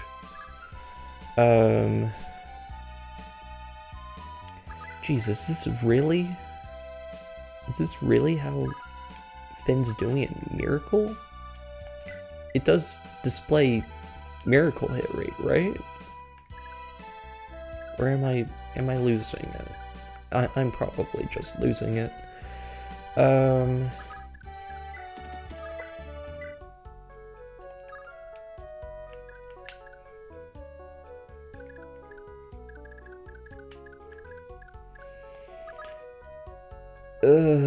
Wales is so scary.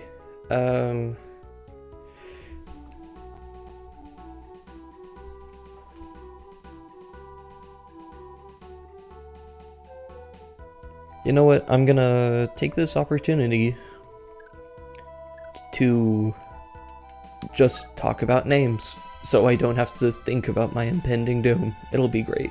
So Beowulf.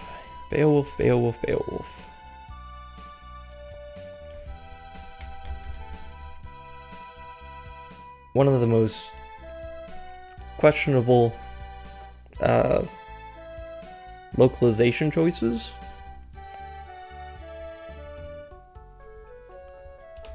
And typically, I say that whenever it's like a radical change that was made to a name, when the answer feels fairly obvious for what they're going for.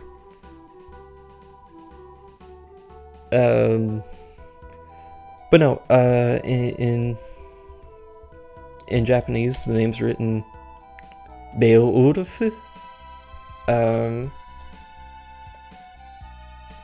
And you will typically find that, or this, what I just put in chat, Beowulf.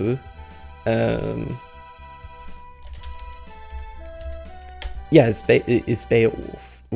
What else is it supposed to be? I don't really understand why they decided that it was gonna be Beowulf, but spicy and written with an O. But that's what they did, and I guess that's how it's gonna be. So, Beowulf is the protagonist of one of the oldest pieces of long-form literature, both in English and just in written history, that goes by the same name, Beowulf. It was discovered in what we now call the Noel Codex. It's generally believed that Noel Valley, the location in Thracia 776, gets its name from the Noel Codex. It contained Beowulf, and also other written works that people don't like to think about for reasons that basically boil down to it not being Beowulf. So, in the poem that is Beowulf, we follow the titular character, who is a warrior from, a warrior of the Geats, the people who hail from Geatland, which is a Germanic tribe of people. He comes to the aid of the king of the Danes, another Germanic people, who goes by the name Hrothgar, in order to slay a fell beast that, according to the story, is descended from the evil seed of Cain, the biblical figure, that's called Grendel, who enters into the mead hall of Hrothgar, and devours the king's men. After Beowulf emerges victorious from battle, the men celebrate, only for Grendel's equally sinister mother to come out of her swamp and wreak revenge. Beowulf ends up tussling with her at the bottom of the swampy lake that she calls home, and narrowly claims victory after he finds the sword of a giant lying in the ruins under the lake. In time, Beowulf rises in power and becomes the king of the Geats, and faces one last tribulation in his old age, in which a great dragon threatens his homeland. Though he brings many soldiers alongside him to battle, all but one flees. And while Beowulf and his loyal ally, named,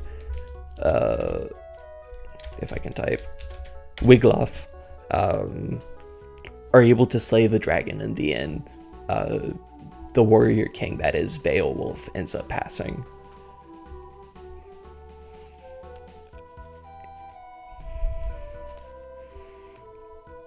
Additionally, and an element that might tie a bit into Beowulf as we see him in Fire Emblem, is explained that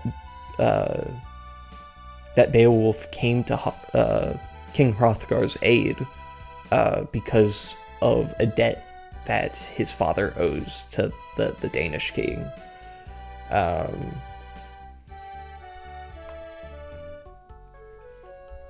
Beowulf's dad, whose name is written like this, the silly little figure, the letter in between the G and the E is called Thorn. It makes the TH sound. So this is Egtheo, I believe is how it would be. It's said that he killed a major figure from another Germanic tribe, and he was unable to pay what's called why am I not tabbed in? What's called a weregild, or a veregild, which is basically a fine that someone would pay in exchange for someone's death.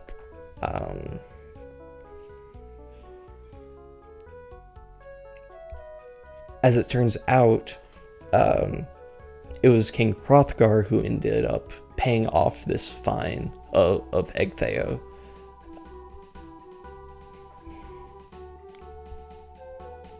So, with how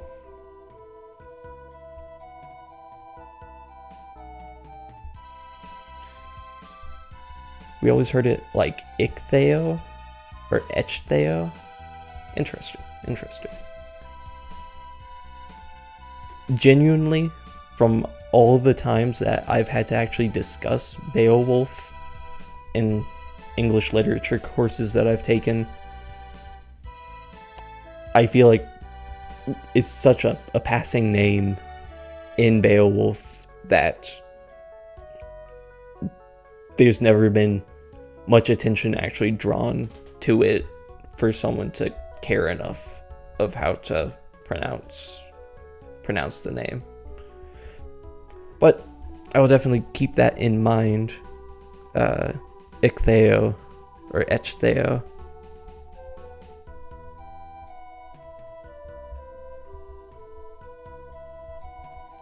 You remember we listened to a bit of the CD where the narrator read it in Old English. Really? That's interesting. I know a professor that I had studied Middle English, and every now and again she would read passages in Middle English. Did she do Old English as well? I can't recall, but from what I can remember, none of that was ever in the same section. But I'll definitely keep that in mind.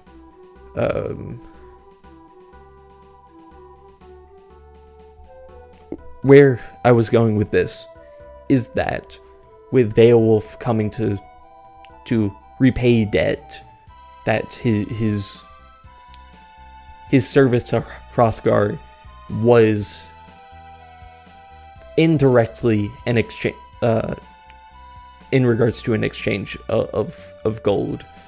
That it's possible that Beowulf, being the free knight, the mercenary that he is, and being in an occupation of fighting to earn gold,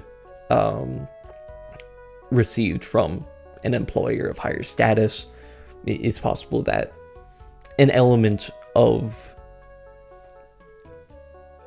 that dynamic between Hrothgar and Beowulf may have served as inspiration. Certainly loose. But it is possible. Now, this is something a bit different. You may recognize this guy being named Waltz in prior translations, or Volts.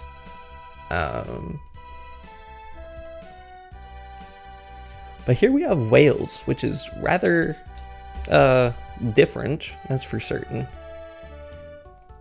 And before I continue, I will say this is a fairly uncertain name in general.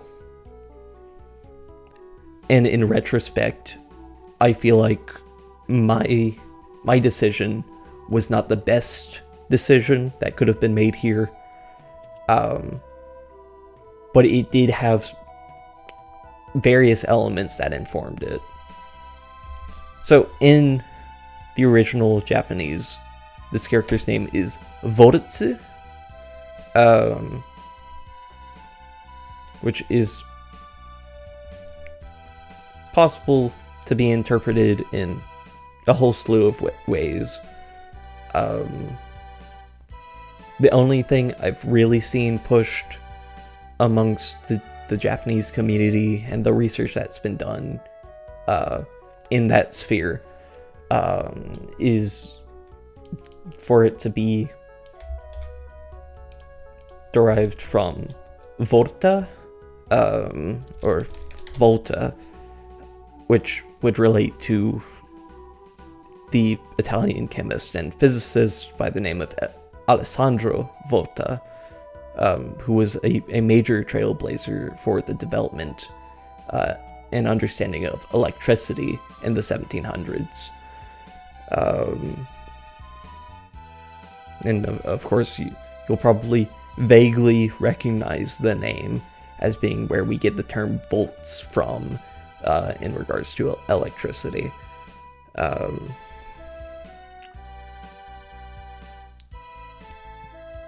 Nothing really connects him to the names that influence Onfini Castle, the names that we find in Augustria, though, as I've stressed before, the names in Augustria are a bit of a mess. But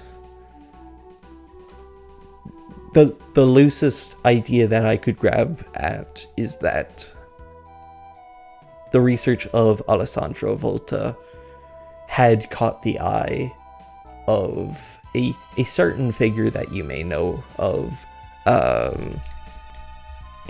I think his name's Napoleon. Is Napoleon Bonaparte. He had developed quite the intrigue into Volta's pursuits.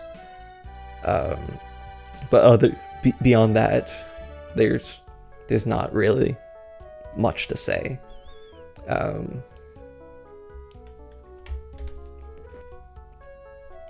The use of waltz in the past in the Project Naga translation was most likely chosen based off of a similarity to how the term for a waltz, in the sense of the sort of dance, but by the name, how that's rendered in Japanese is waltz, which plays more into the Germanic form, which is just written without a T, because in German the Z makes enough of a TS sound in of itself.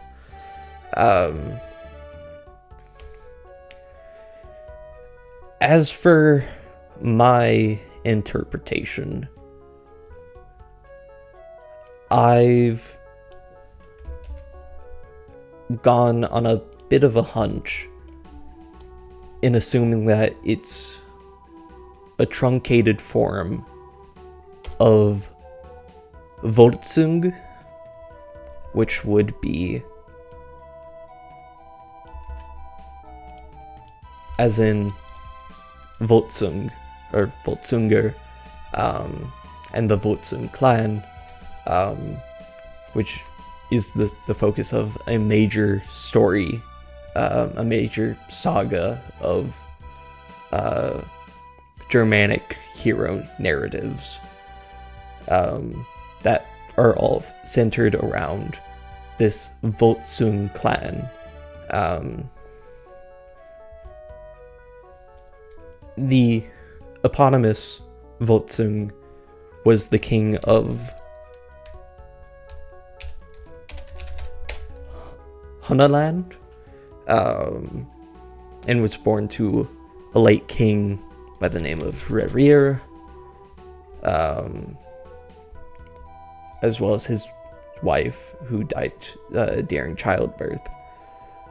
Voltsung would bear many children, most notably the yes, the twins, Siegmund and Signy, the king of another land called Gautaland,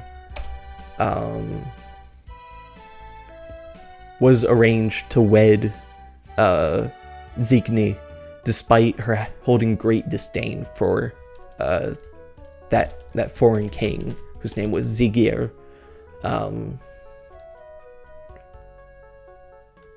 And shortly after they were wed, I know I'm skipping a major part of the story, but the part where Odin shows up just isn't really meaningful here. But Signy returns after the wedding to warn that Siggeir was hatching a plot to conquer all of Hunaland, rather than foster relations between the nations like Volsung originally thought they were striving for. The two lands go to war, but in the end, Hunaland concedes after Volsung dies. This story goes on and spirals into misfortune after misfortune, from Siegmund himself to his descendant, who bears a name you might recognize, Sigurd.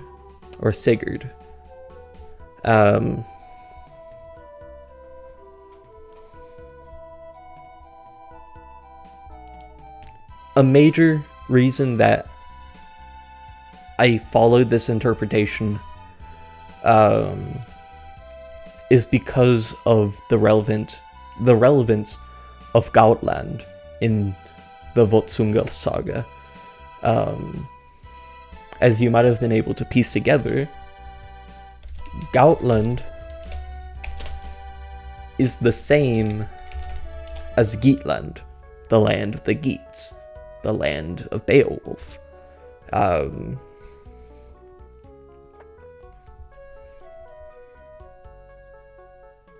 For these two mercenaries to be paired together, and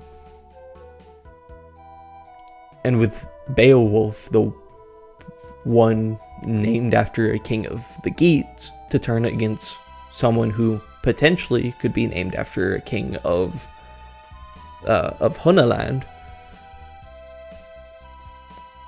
it seemed like it could be a very neat reference that only really a few history and mythology nerds would really pick up on.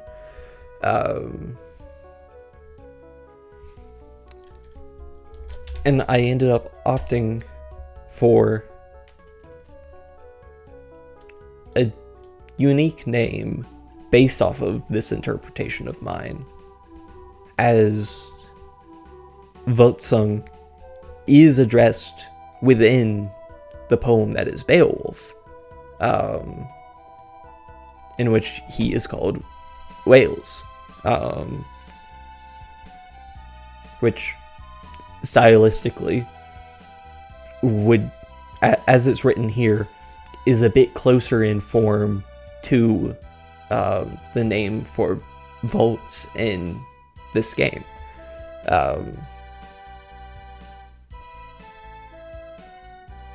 However, upon doing further research after this translation patch released, I realized that I've made a critical error in my understanding. A major reason I ended up following this train of thought is because I had misinterpreted the passage in which Volsung is addressed in Beowulf. I thought that it was a passage in which Beowulf's heroics were being compared to Voltsung. Whether it was from my superficial skimming of the original text or being misinformed from one of the various summaries that are across the internet, I found this misconception. In truth, the passage I was referencing is talking about the son of Vales, the son of Voltsung. It's a passage about Sigmund, comparing Beowulf to Sigmund. It could still potentially relate to the general Voltsung clan as a whole, but the fact that there is such indirect reference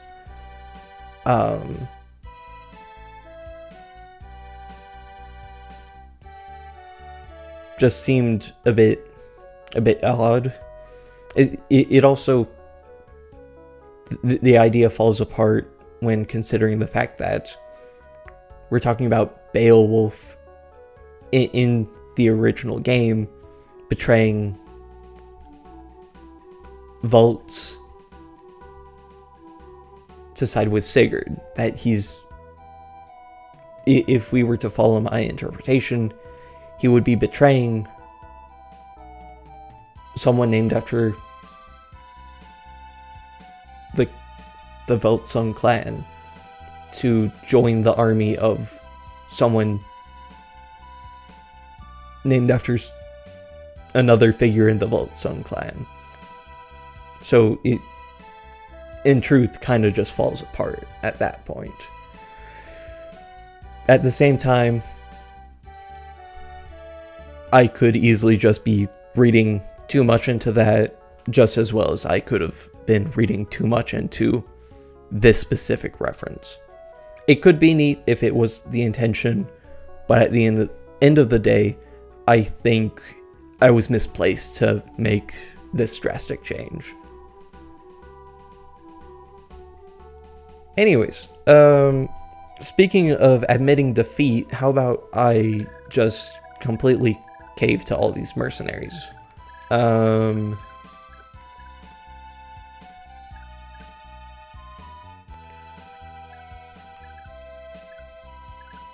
This goes at 12.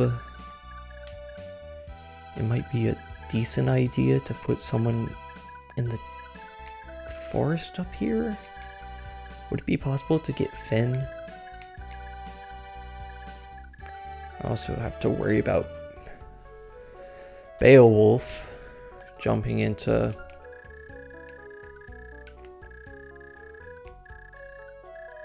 Okay, I did stuff over there, except for this.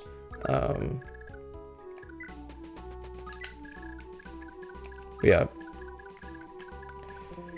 Have to worry about Beowulf being, Beowulf, I suppose. And getting too eager for battle. Despite just not too long ago commenting on how he'd be happy to just ditch the war efforts, but I digress.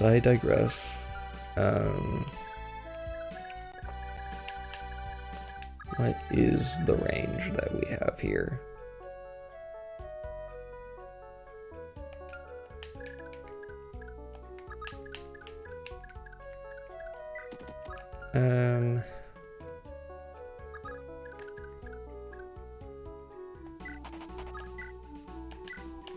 Do this maybe?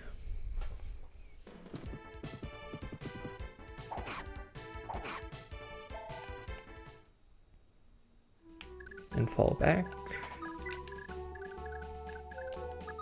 It's still in range. Just 30.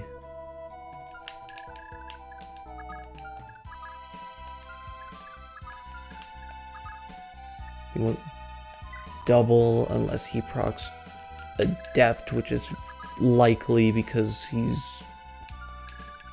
Is it just... It's attack speed plus 20%.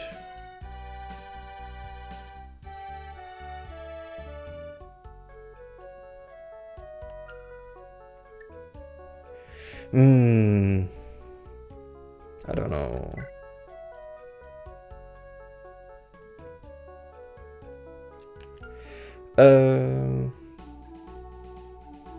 Intrigued by the possibility, might have to check if still have a copy of Beowulf.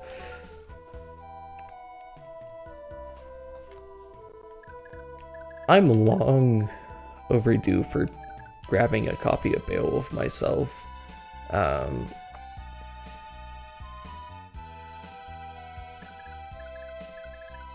Like I do have to say that a lot of my research is hard carried by the existence of places like Project Gutenberg and the like, that I can just go somewhere like there to access a free translation published, instead of having to purchase a translation of Beowulf myself. But it still would definitely be a good idea to pick up a copy of the text myself.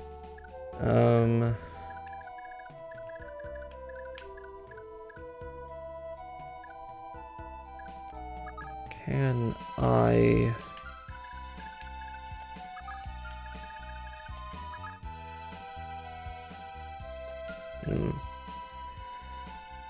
I was wanting to have Ethlin attack and fall back here.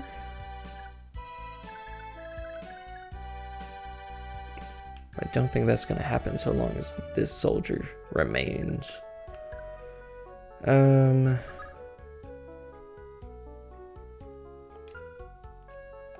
me think. 8 move, 1, 2, 3, 4, 5, 6, 7. So if I get this guy out of the way, Finn probably can just charge forward. And Ethlin would be able to loop around too.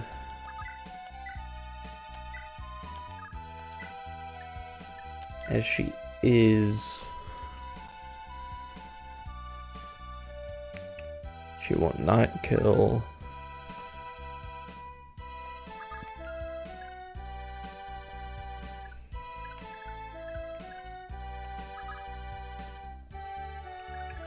I think I'll just have Alec and Nisha fall back.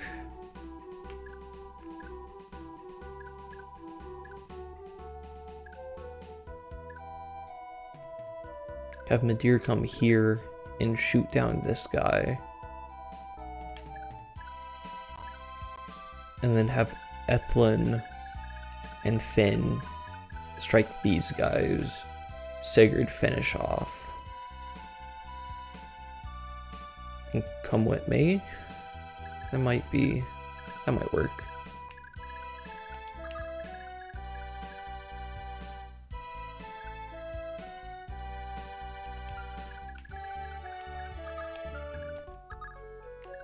Okay. That was along the road until that bend. Okay.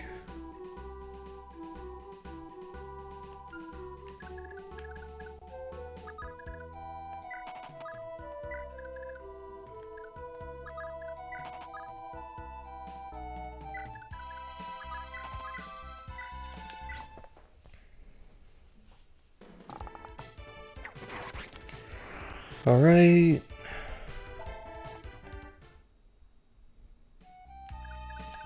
Pull back.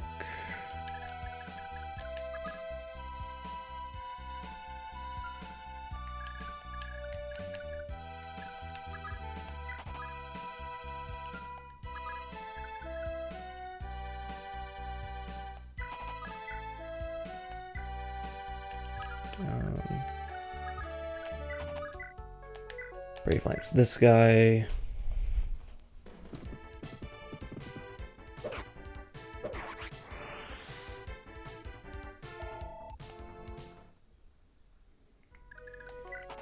Hide in the tree. Ethelyn.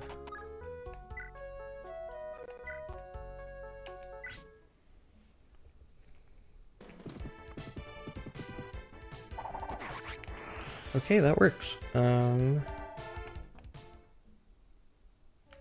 Have her fall. I could have her fall back here.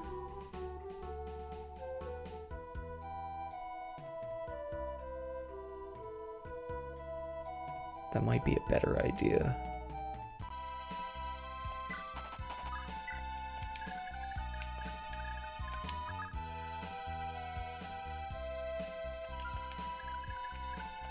And then have Sigurd plop down there.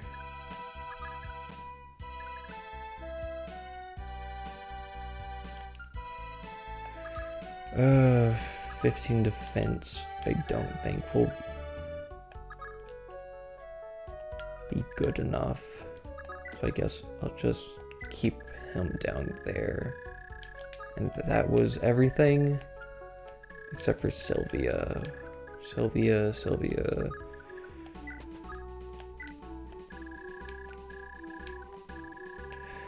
Okay. Time for everything to fall apart.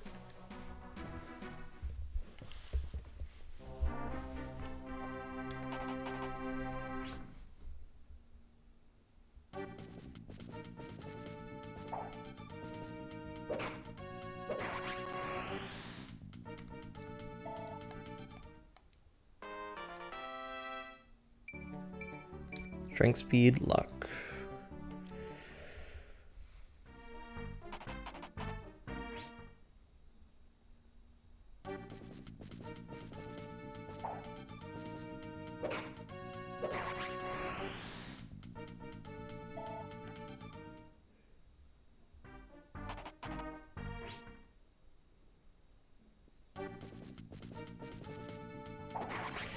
All right, let's go.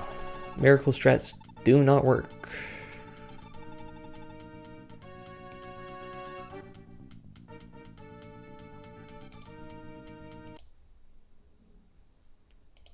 So excited to do that turn again. It'll be great.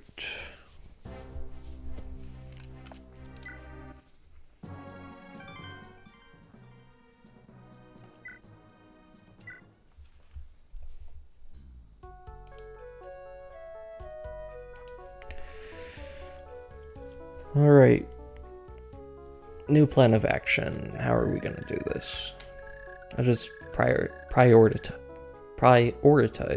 taking care of this first.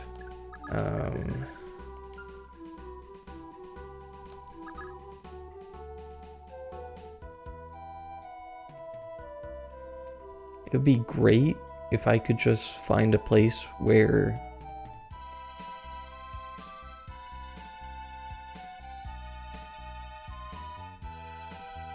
I could have Finn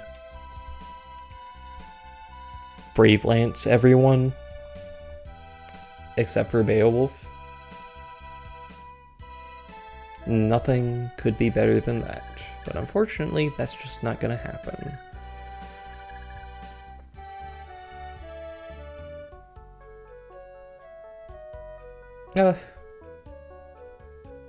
If I have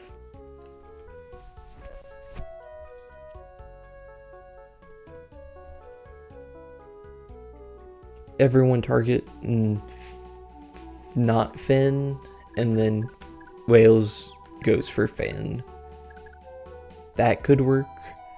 but I don't foresee me being able to actually set that up.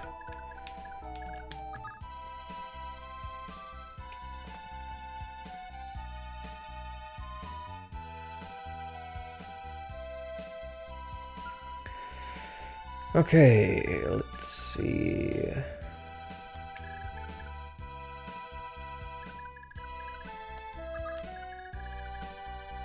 This diagonal is Wales range.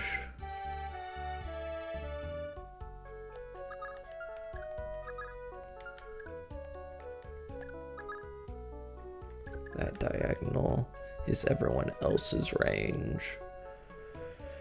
Okay. I say everyone else's range. It's just that one guy.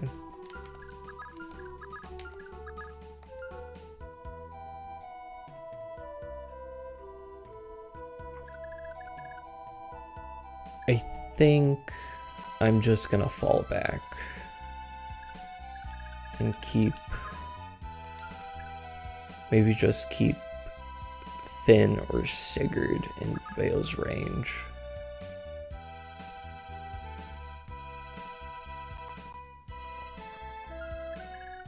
Let's hit rate. Almost did it again. 75. Sigurd. Stop doing that. You're scaring me.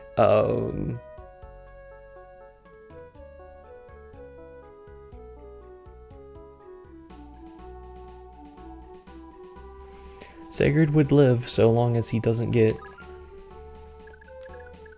Adept proc. I also need to consider who I want to try and get Paragon banned on.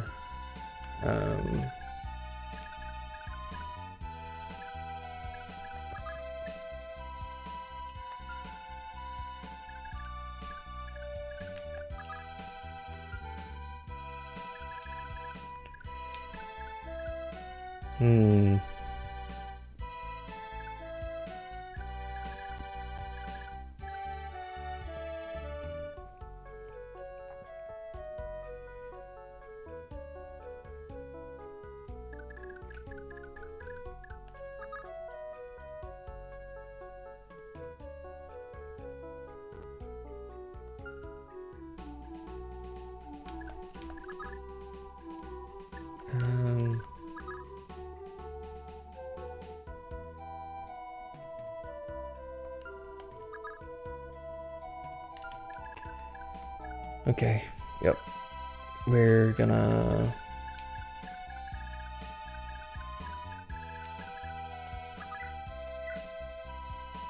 Finn. Just Brave Lance right here.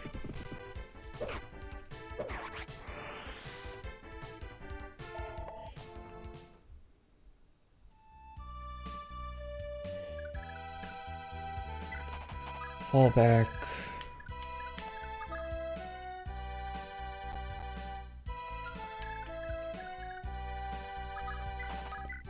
A deer.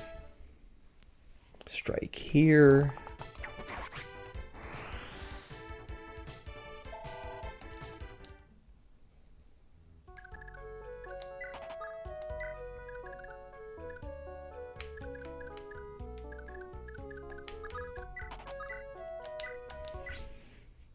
Get some Paragon experience.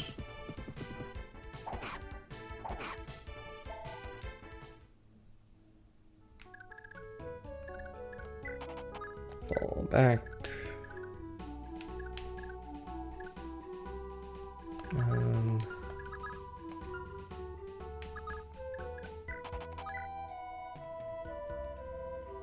Guess we can make it a team effort.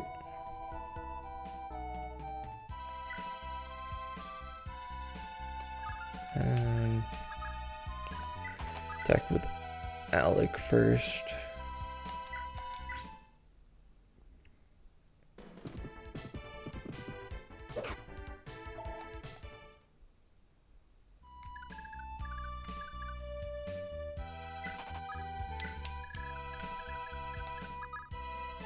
Dang it.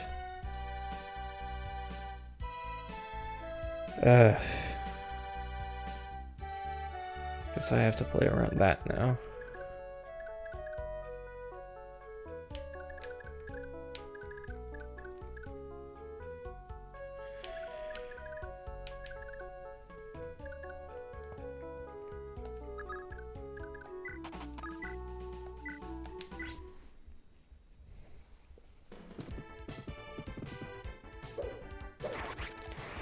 Thank you, Nisha. Very cool.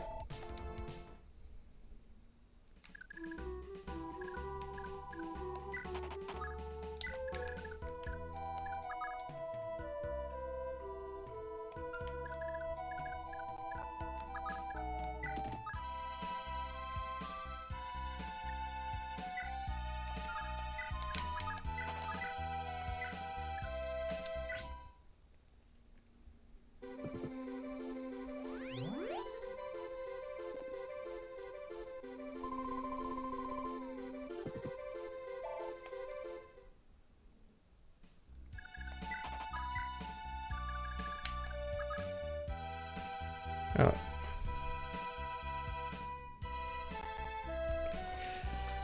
I guess I body blocked Alec anyways. Didn't realize that.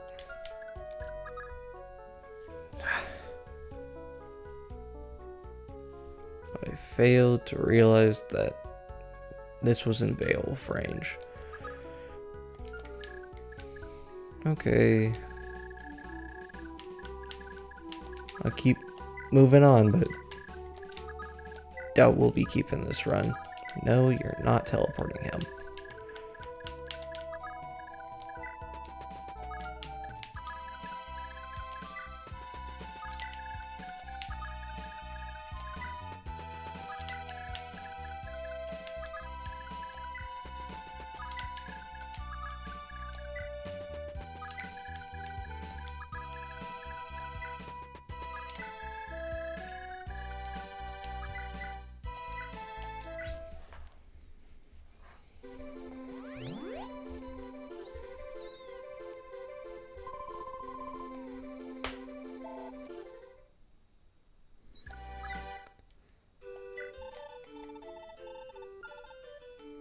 Zell, do you wanna have success? Do you want a horse? I can give you a horse if you put in the effort. That's all I ask. Okay. If you say so, Zell.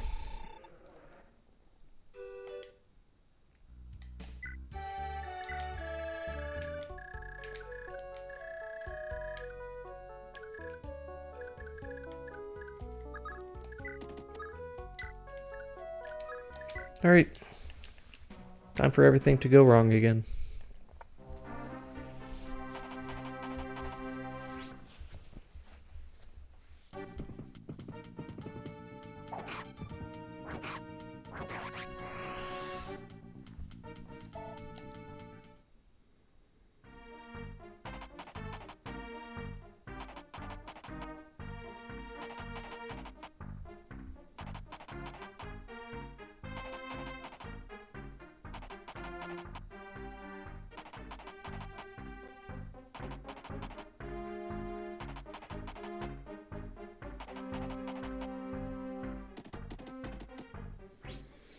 Here he comes.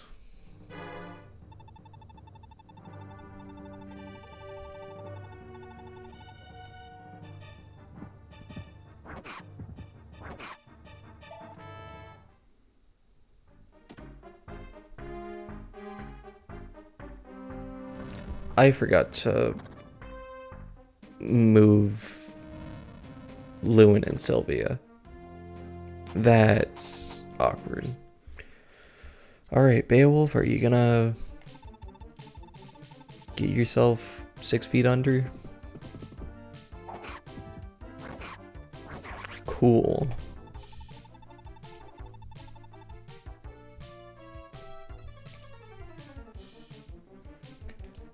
I mean, at least we get to hear a pretty great song that you don't get to hear otherwise.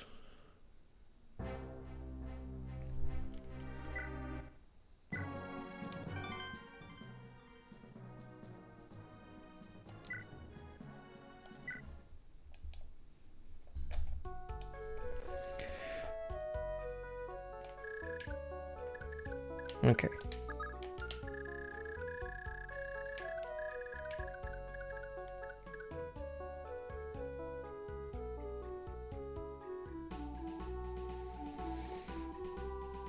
Alright, Negaposi. Take care.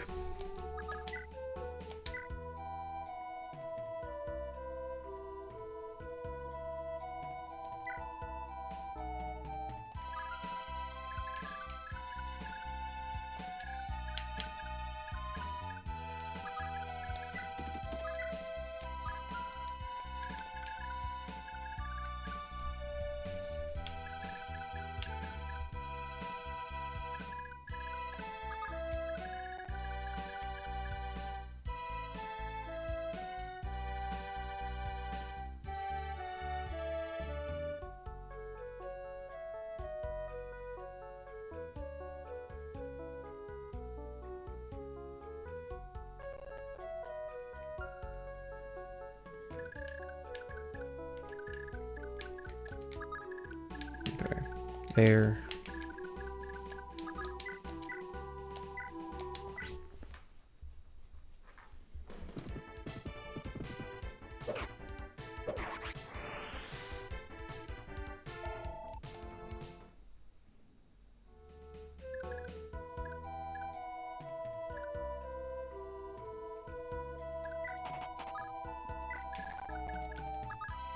Did it again. It's fine. It's fine.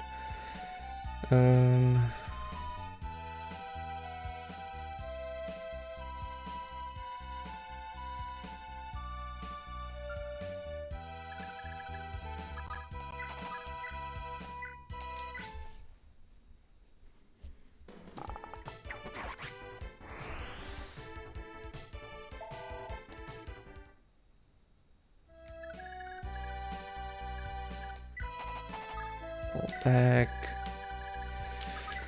Let's see if RNG is in my favor here now. Okay, great. Critical. Even better.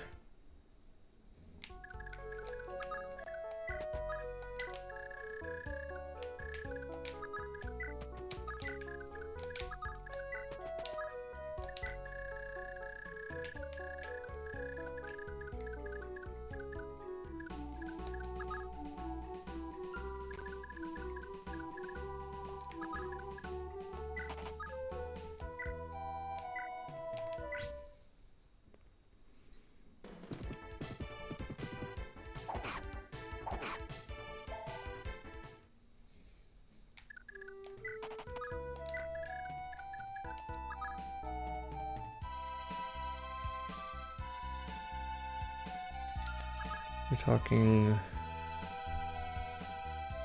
9 range. 1, 2, 1, 2, 3, no. 1, 2, 3, 4, 5, 6, 7, 8, 9. But then the road tiles extends.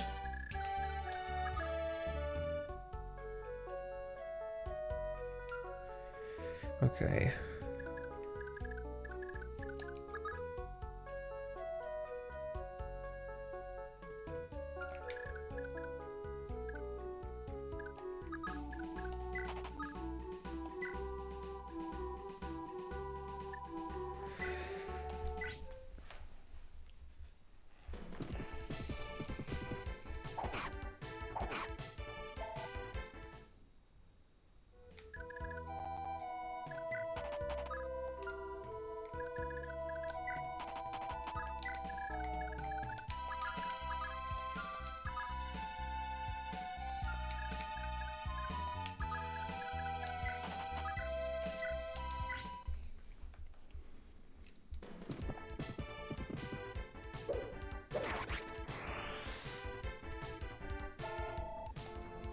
All right.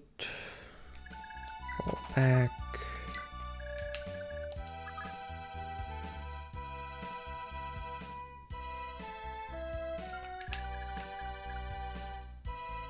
I think the place to have Ethlin come here. Yeah. Ethlin come here. Heal Finn.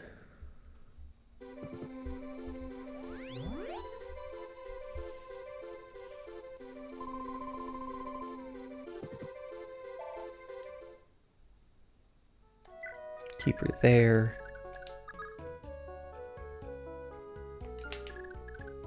And then put Sigurd here. That should be good. Yes.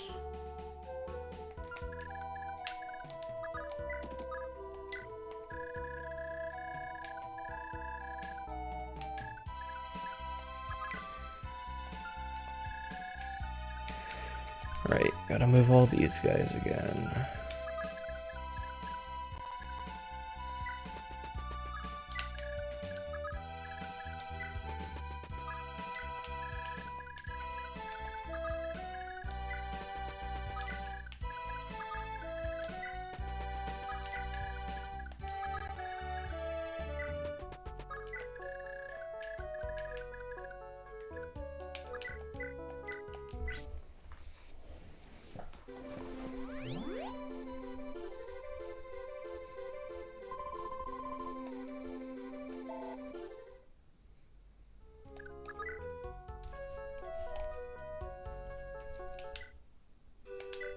Nope.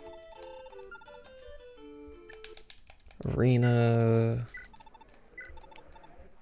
Can you do better? Please, Azel. I beg of you. Of course not.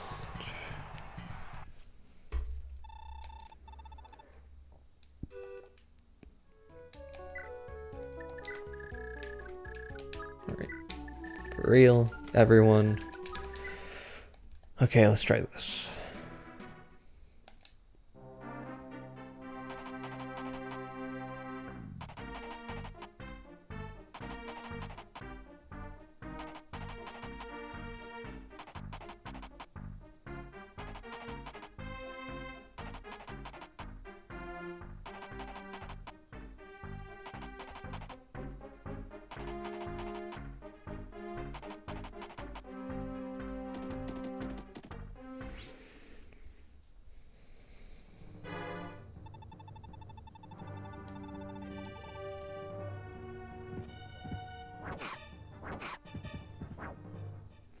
Okay.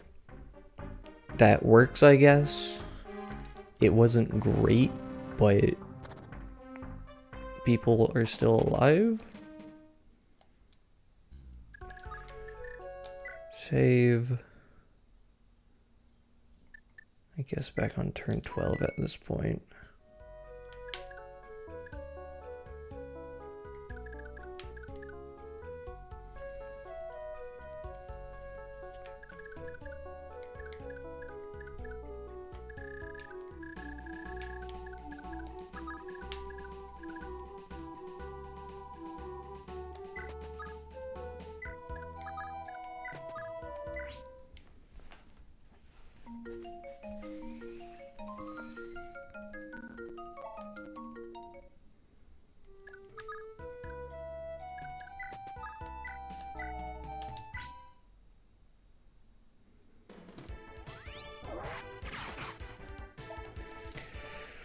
Okay, I didn't want all that money anyways, Lewin.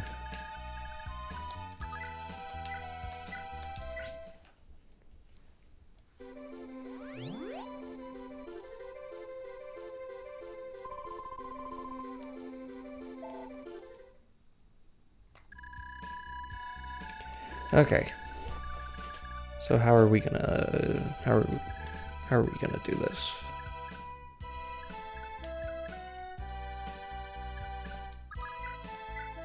Ethlin.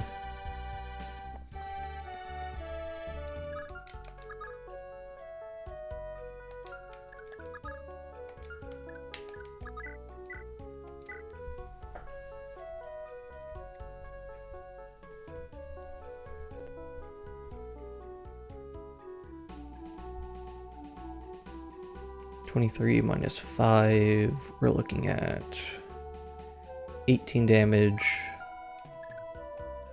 plus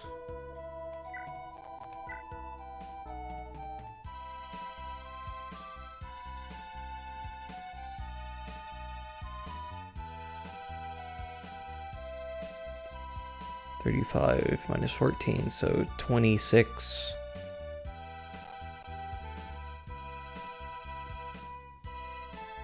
At least 26. If he can proc.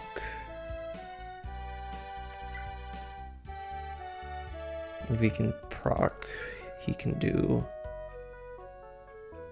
double.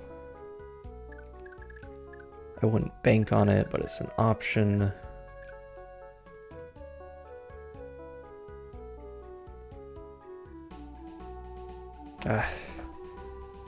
I like the idea of going for like a couple bonus. I could still get a sibling bonus between Ethlin and Sigurd. I can also attack with Ethlin first, then do Quan. Ethlin can attack here, get a sibling bonus, canter over here for couple bonus.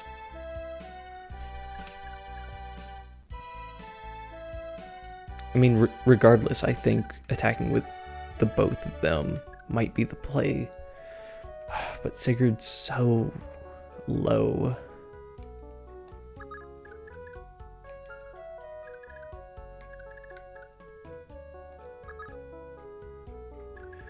What's Finn's hit rates? They're in 49, which isn't great. They do 15 to his 12 defense. He only takes 3 from each of them.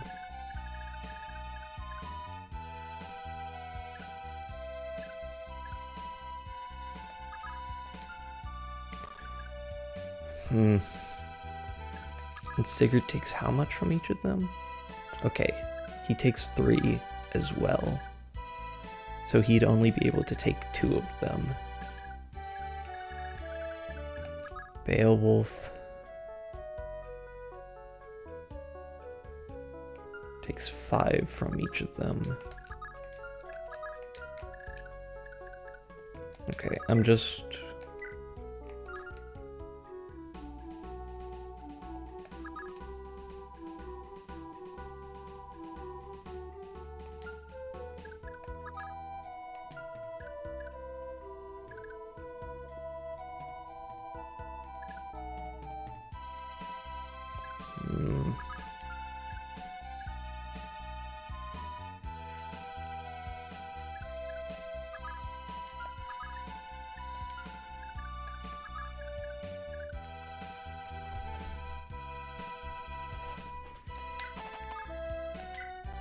Zazel's hit rate, 88.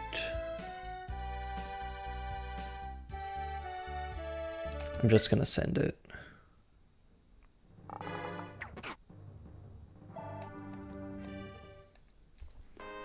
Dabblage is dabblage. That's a single point of HP. Thanks. Is a wrong character. I was going for something more flavorful, but it wasn't coming to me. What does Lex do up here? Guaranteed to get hit by everything. That's not great. So I might be using Finn to get Beowulf after all. That's not great, but...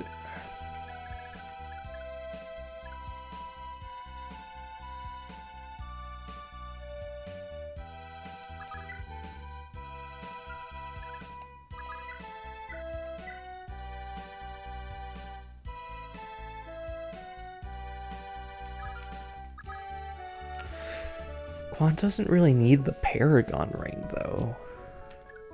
If if anyone, I'd probably want it on Ethlyn so she can get promoted faster. Her or Fen, I suppose. Maybe Nisha.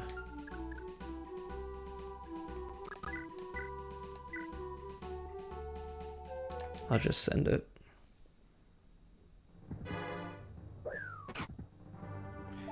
No adept proc. Unfortunate.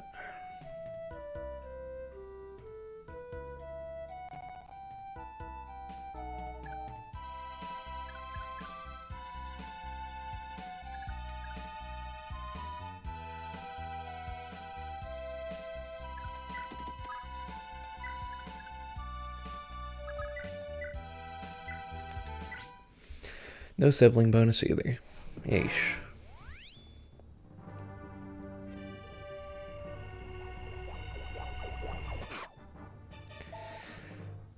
Leaves Wales at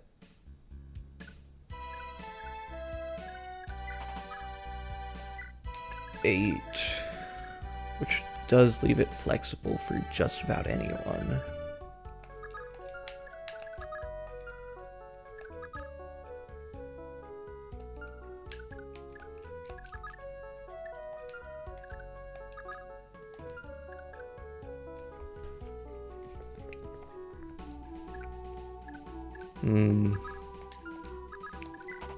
Can Nisha even get the kill? He could. 25 minus 14.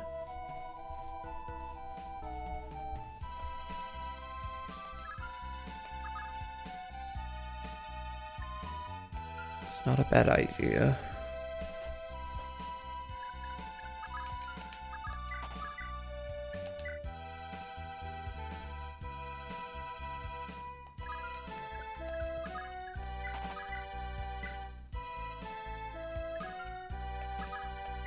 How many have we gotten already? 8. Yeesh.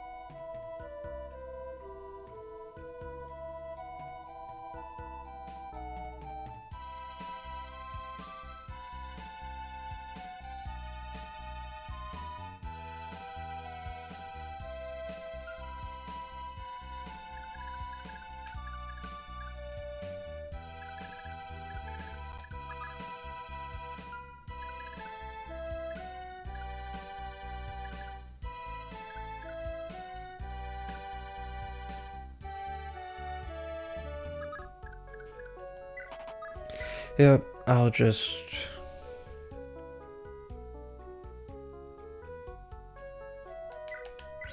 send it. Sorry for hitting my mic. Thank you for not missing.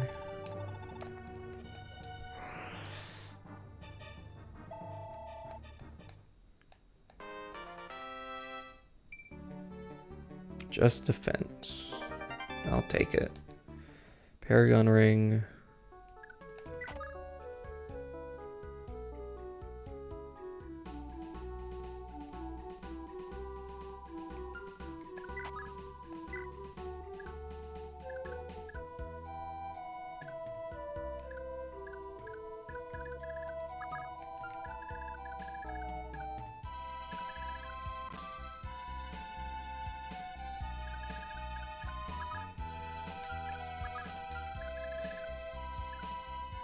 Alex not in a great spot.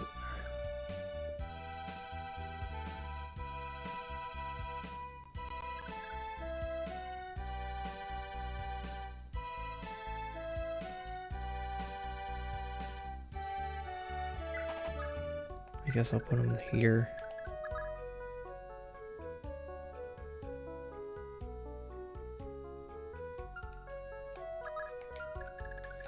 Finn will want to equip a javelin. Actually, I think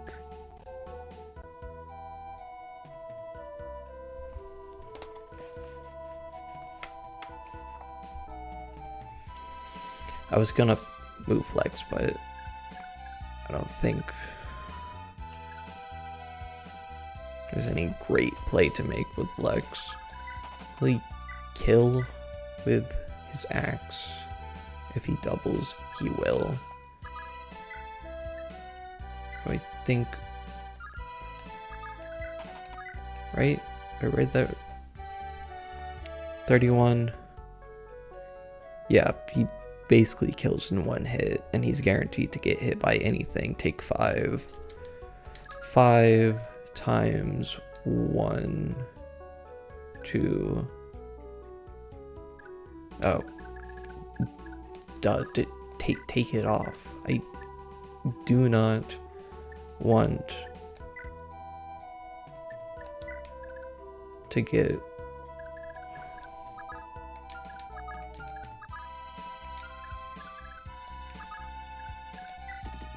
Beowulf killed. Javelin. Wait.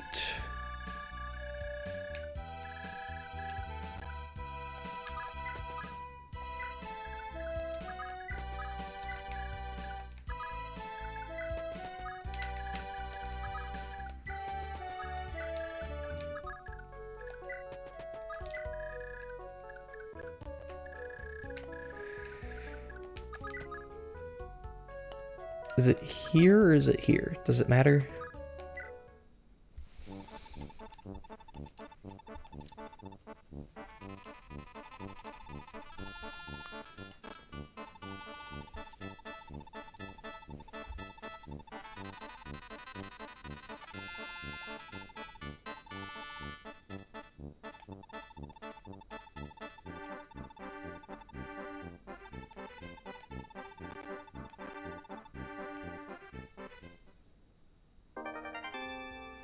Alright.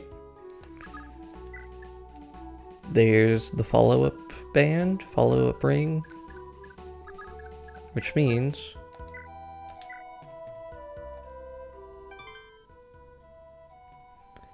I can warp Arden back to Evans. Been a long time coming.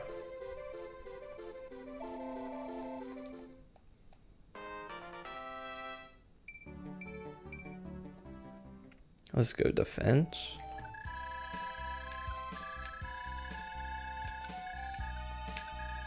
Alright. That's everyone but Azel, who doesn't want to do anything. Alright. Hopefully this works out.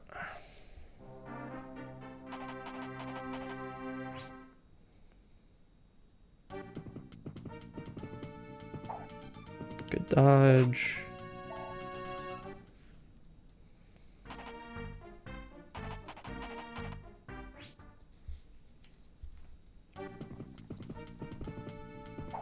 Good dodge.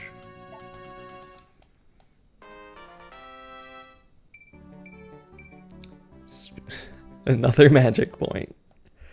Okay. Going for Nisha some more.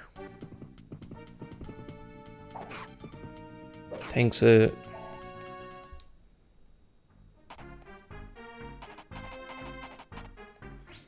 None of these guys are going for...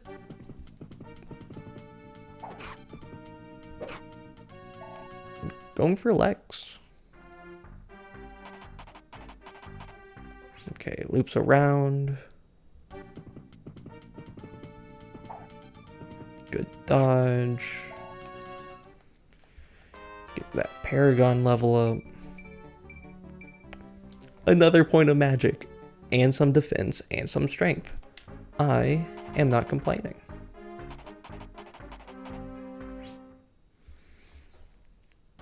Sigurd will be fine.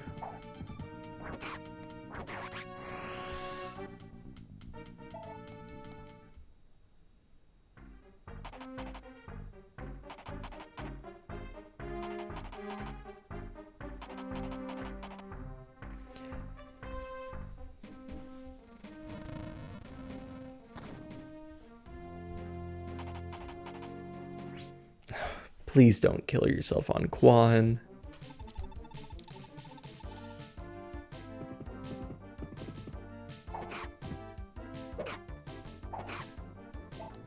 Okay, we're good. We're good.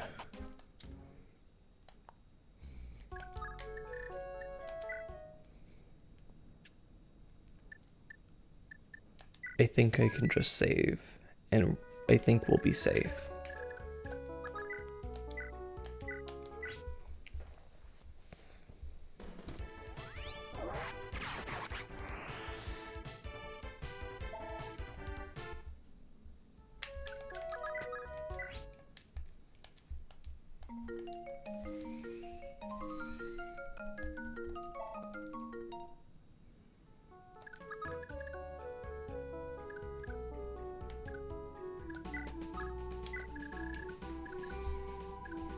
Okay.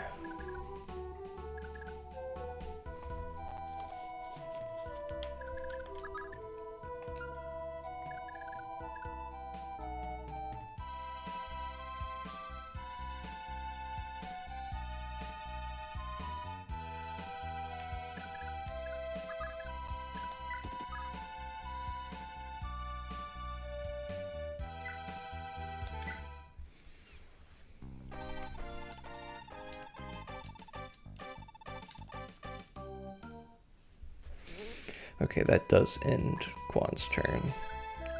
Unfortunate, but we can make it work, probably.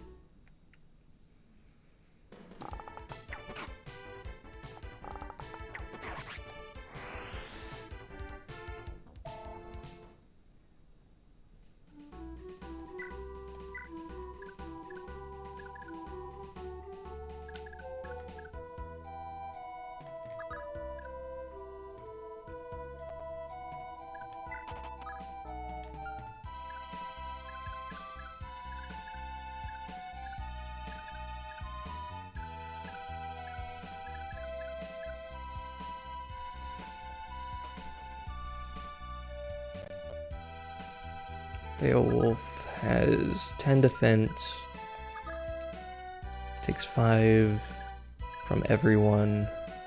1, 2, 3, 4, 5.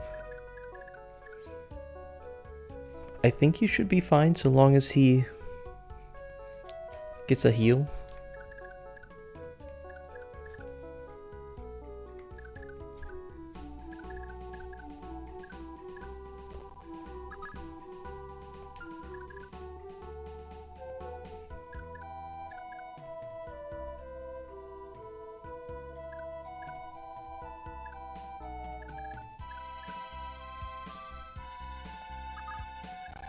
Yeah, I think I'll put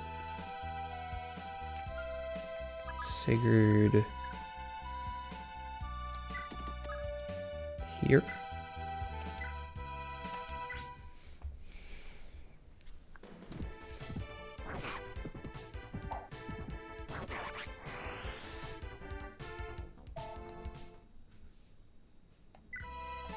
Wait, Lex. Bust out the Brave Axe.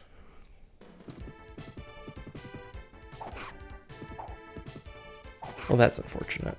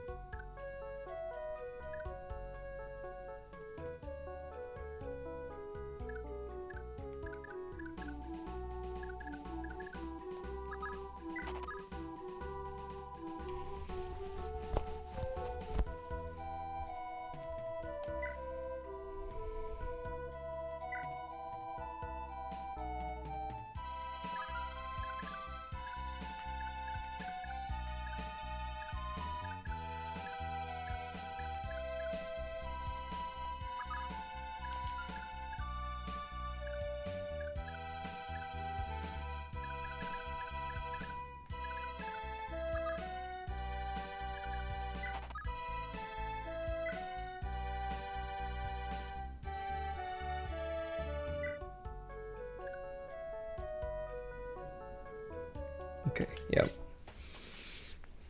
Do this.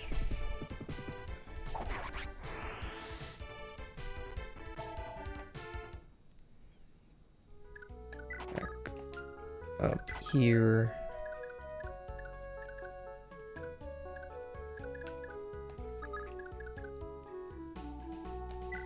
Then heal up.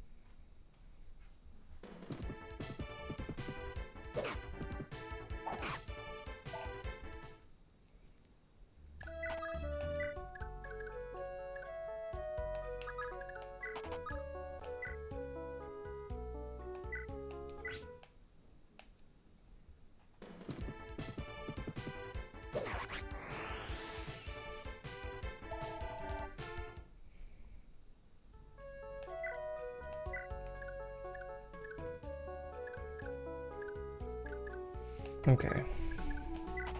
Let's see.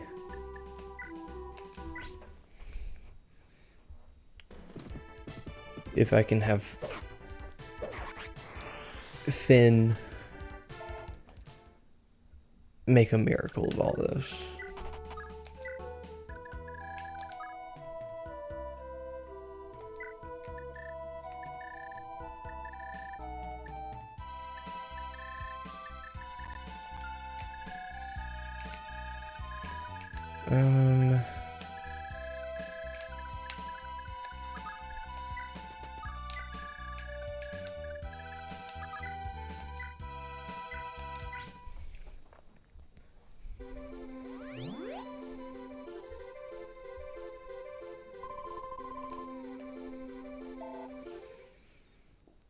I don't really want to invest in anything happening this turn, since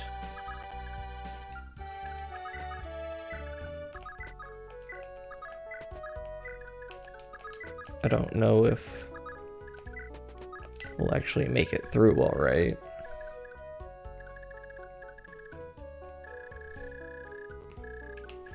Yeah, I'll hold off putting Azel and Arden through the arena until next turn. Hopefully we're fine, crossing fingers.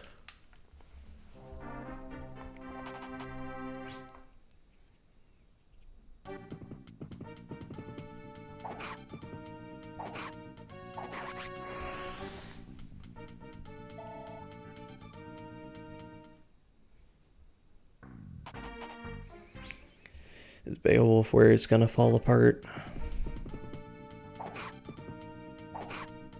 If he keeps getting hit, probably is.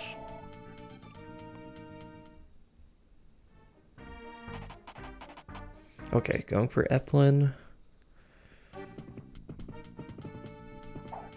Good dodge.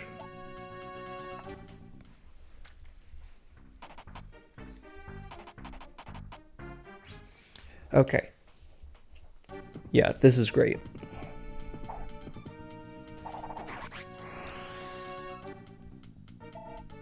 Thank you, Ethlin.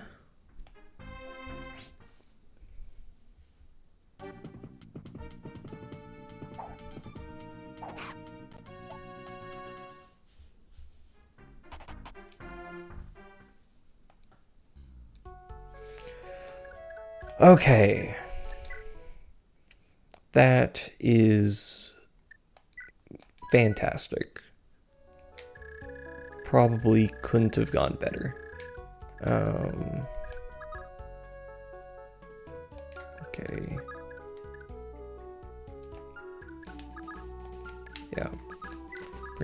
there.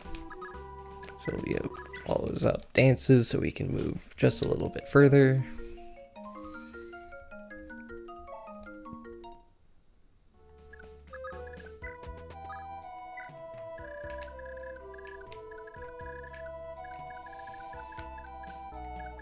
Now how do I want to distribute these last 2 kills?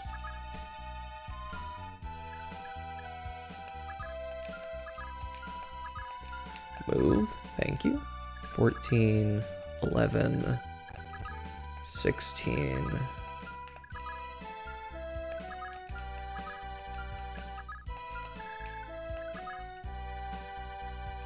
Barrier ring, right? Or protection ring, barrier ring's magic. Ethlin will just heal.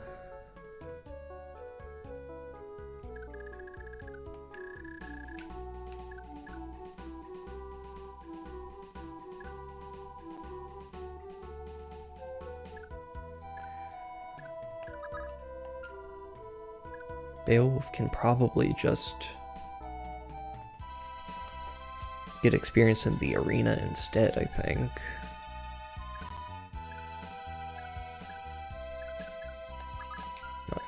Nisha has more rounds in the arena to consider, but it doesn't necessarily mean he'll make progress.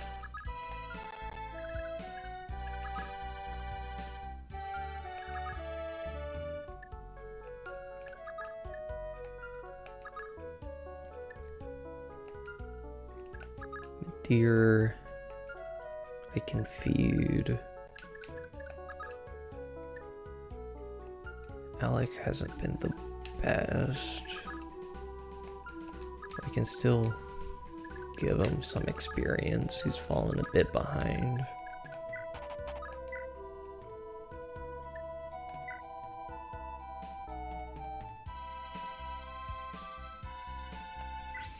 Yeah, might as well.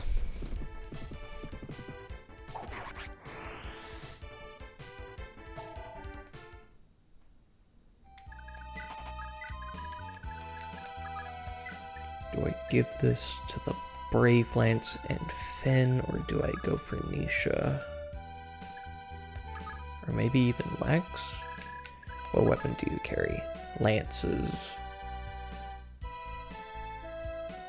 And with bolstered defense, it might be worthwhile for Lex to take Macbeth. A combination of Lex and Finn, maybe. The deer should be fine.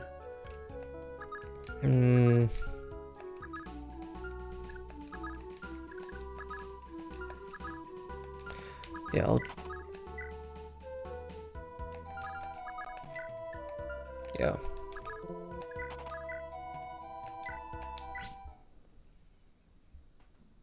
Wait, I just realized this guy has a bunch of HP. Whatever. I am the fool. Sure, at this point.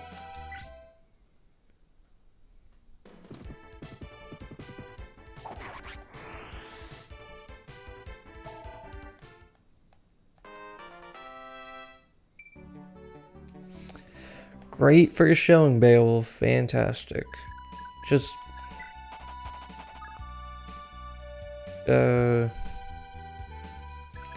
No. I'll have him stick up here. And probably try and send him through the forest for resources.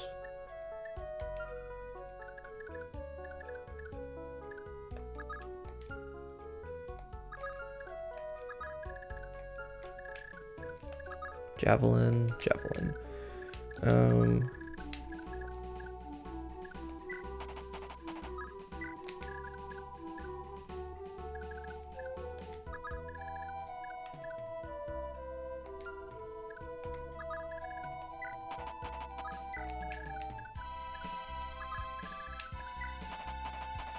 How much damage do you deal? 32. Okay, interesting.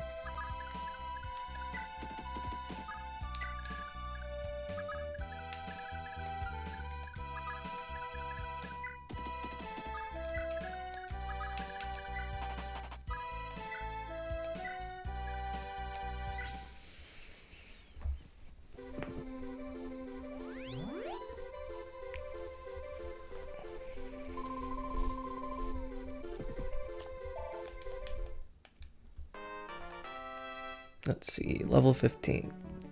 Another HP only level. Gotta love it. Gotta love it.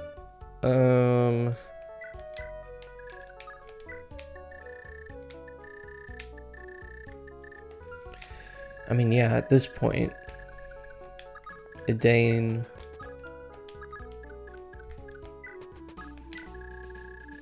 come ever closer. Zell will give the arena another go.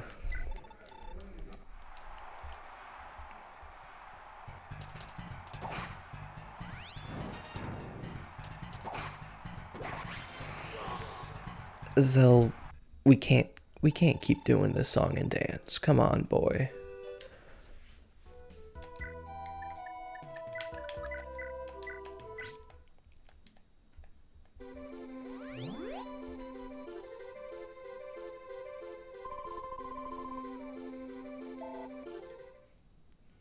Okay, now for the moment you've all been waiting for.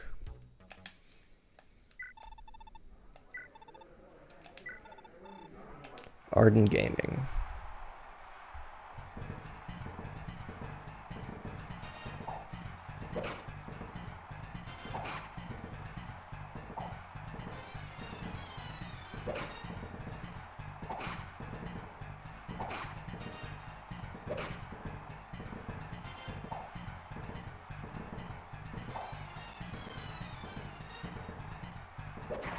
Are you not entertained?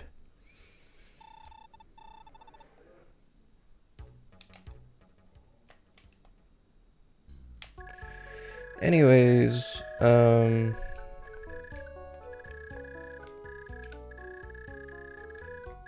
guess that's everything. You all probably just want to stick here.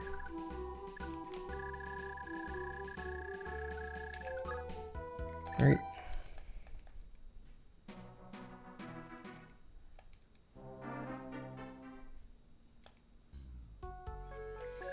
So, before we siege Anfini Castle, let's talk about some stuff.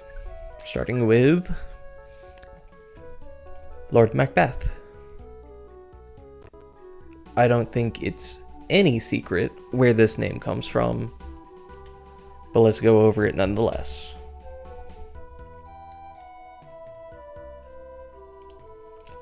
In the original Japanese, Macbeth's name is Macbeth.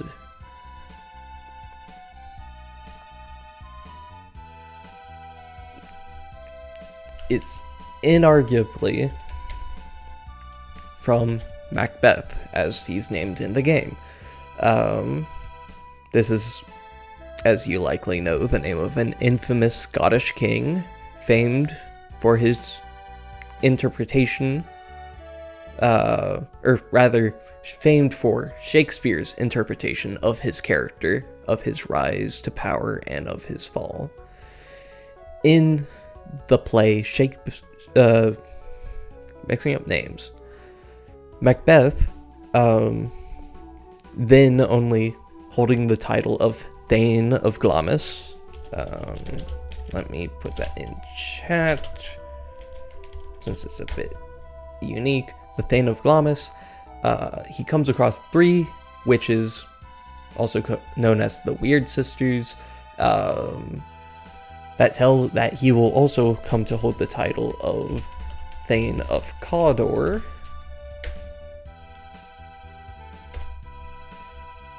And then after that he will hold the title of King of Scotland. Shortly after this encounter, Macbeth learns that the king, King Duncan, thank you, had granted already to Macbeth the title of Thane of Cawdor. Macbeth then writes to his wife of the premonition he received from the witches, to which Lady Macbeth then persuades her husband into colluding in murder of Duncan to claim the crown, as King Duncan was Macbeth's uncle.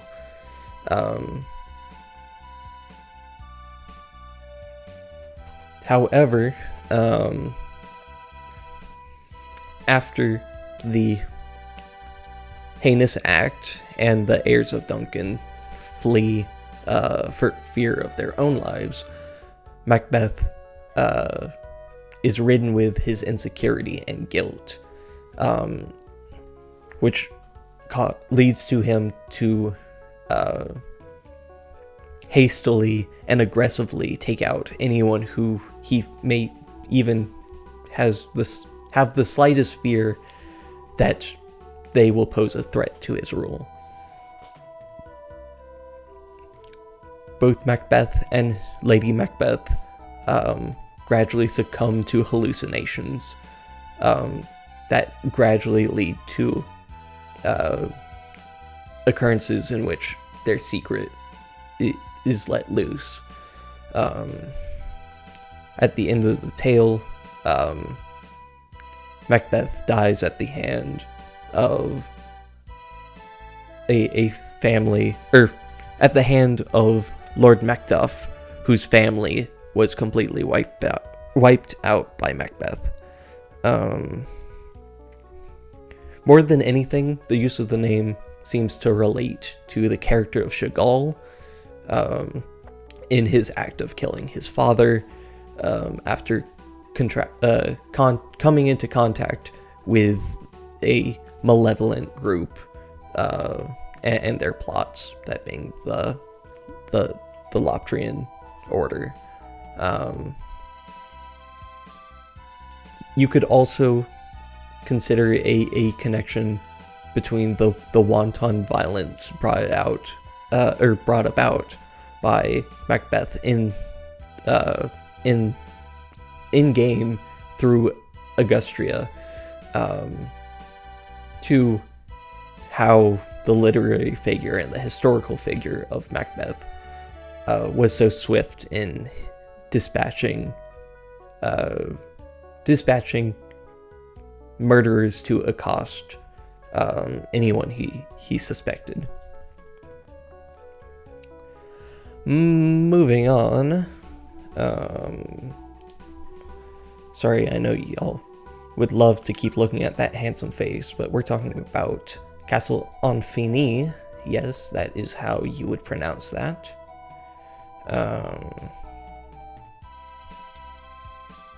Let's start with the Japanese and work our way to the name you see on screen. In Japanese, the name is written Anfoni.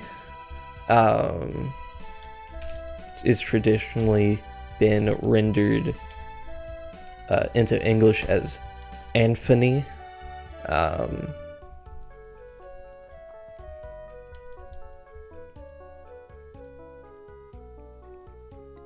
The interpretation that I have primarily seen in the research done amongst the Japanese community is that Anfoni is a tweaking of Anfini, which is how you would render the French word Anfini, which, as you likely can intuit, is where it is of the same meaning as English's infinite. In fact,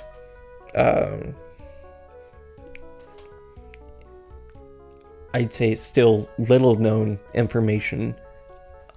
The Fire Emblem World website,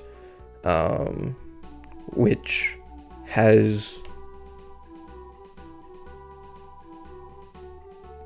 more recently, by which I mean in the past 2 years, I believe, has been received an official English translation, has opted to render the name as Anfini as it's seen in this game, or rather in this translation. The same site also provides an official localization for Macbeth, though I don't think there was any doubt of that being anything else. Upon finding this interpretation of the name, I had come to reason that Anfini is meant to relate to an infamous concept known as,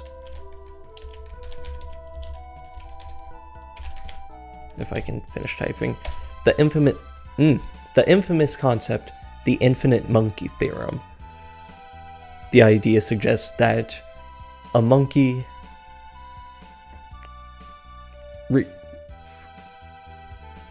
it doesn't necessarily have to be a monkey, but it's what was originally proposed.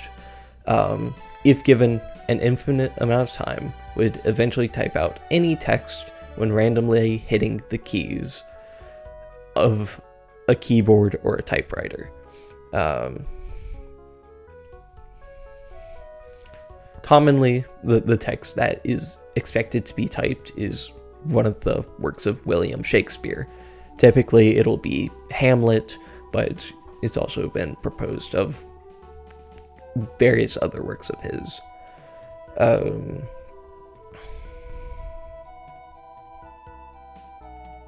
Since then, however, I've come to take a very different stance.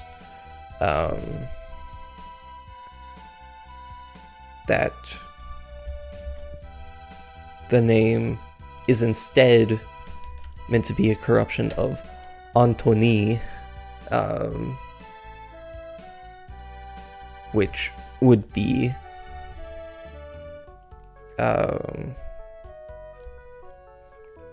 derived from the name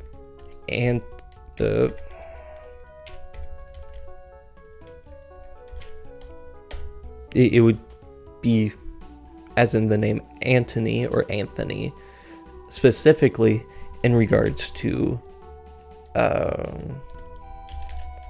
a historical Roman figure by the name of Mark Antony, as we commonly refer to him as Mark Antony. Traditionally, his name is Marcus Antonius. However, the name Mark Antony has come to popularity in part because of the works of Shakespeare. He was a major Roman politician who was involved in the creation of the Roman Republic, and, as I suggested, is a recurring character in the works of Shakespeare, primarily in Julius Caesar, and later the protagonist of the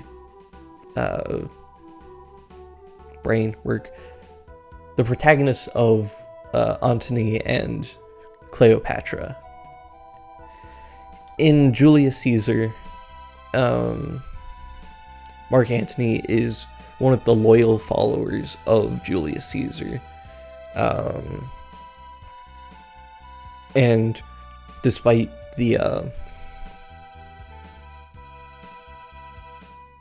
suspicion and concern of Julius Caesar carrying too much power, Mark Antony states that he has offered the power or the position of king unto Caesar multiple times, and each time Caesar has turned him away.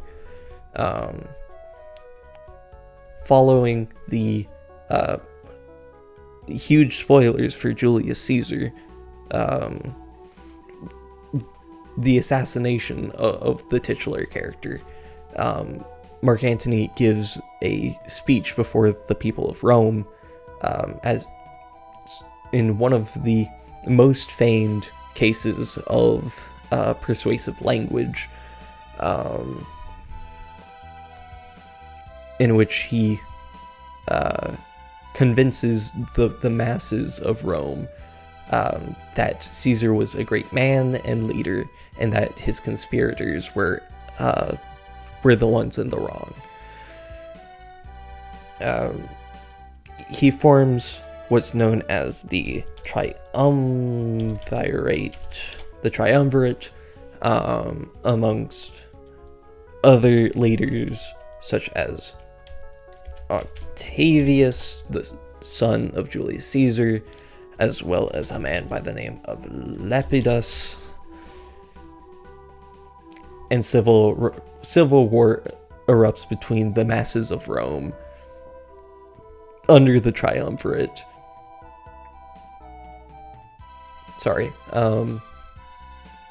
And the conspirators. In the end, is the assassins of Caesar that fall in battle, and the triumvirate are victorious.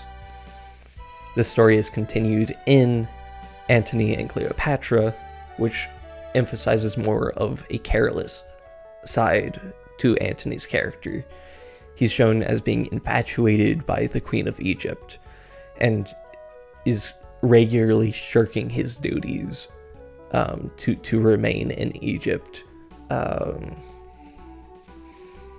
Eventually he is confronted by the triumvirate, and Antony temporarily settles the tension between him and Octavius in agreeing to marry his sister.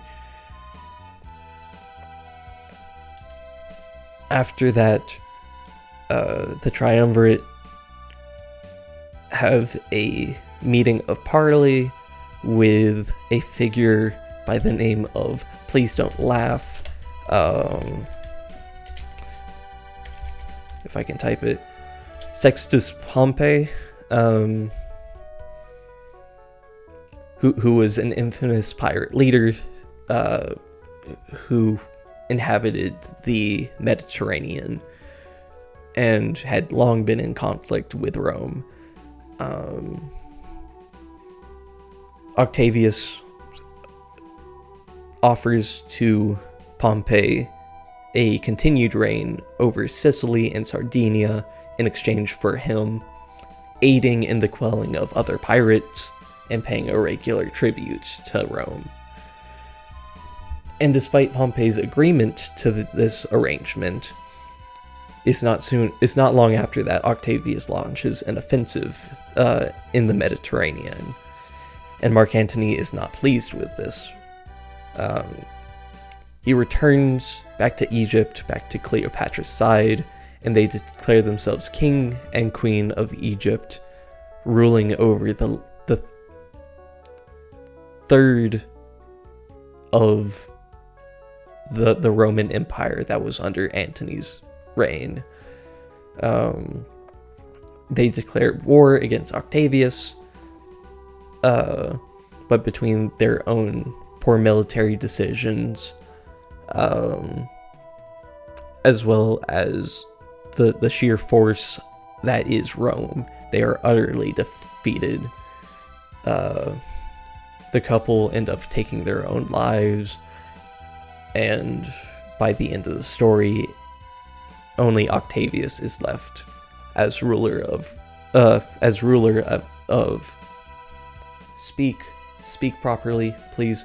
The Emperor of Rome. That's what I'm trying to say.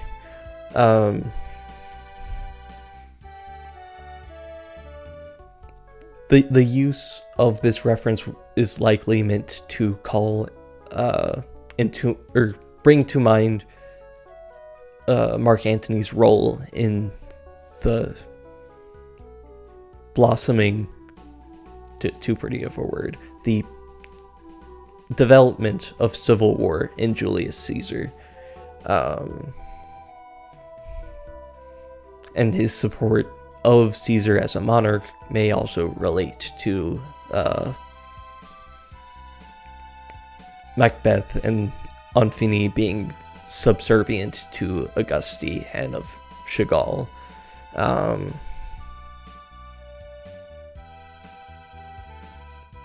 It's also possible that Antony's sympathy for the pirate Sextus Pompey is meant to relate to Macbeth's use of bandits. Even beyond that, when considering some of the supplemental material found in Fire Emblem Treasure, the game's art book, it's mentioned that Anfini has struck a deal with some of the pirates in the waters to the north.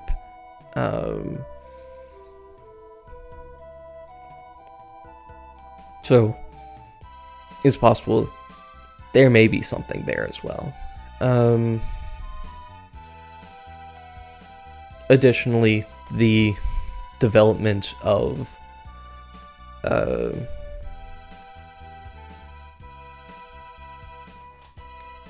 how Mark Antony's place in the conflicts of Rome led to a single unified emperor over Rome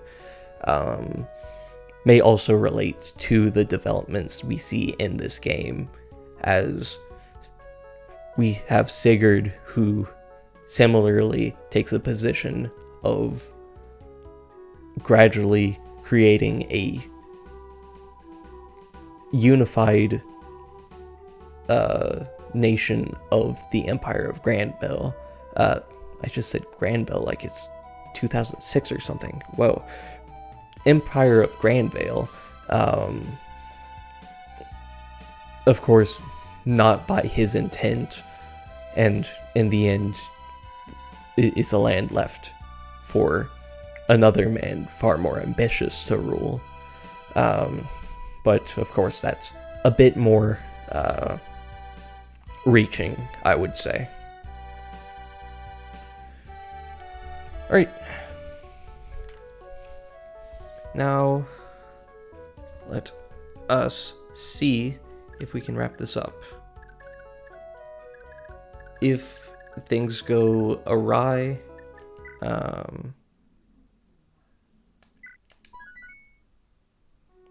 if things go awry, I'll just end stream because it's pretty late.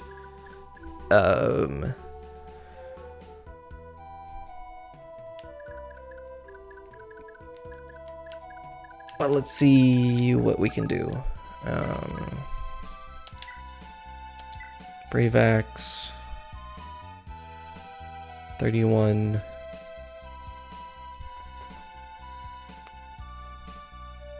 Minus 23. It's not much, but it's damage.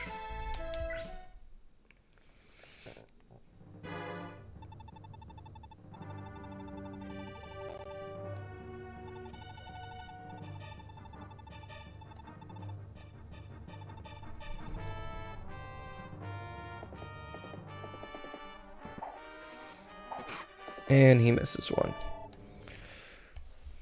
Can we at least get a solid level, please? HP? Speed?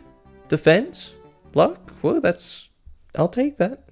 I certainly will take that.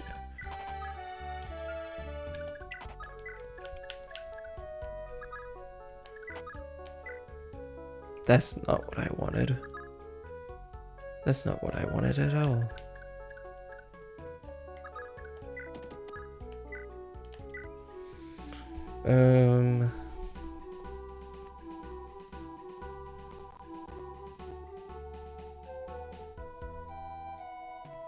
Yeah, Quan himself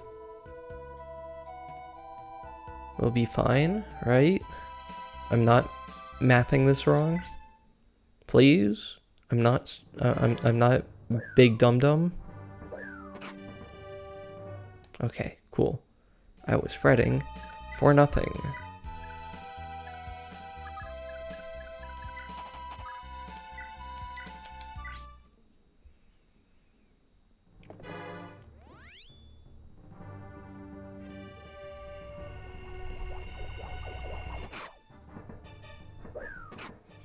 And he hits the 33. Very cool.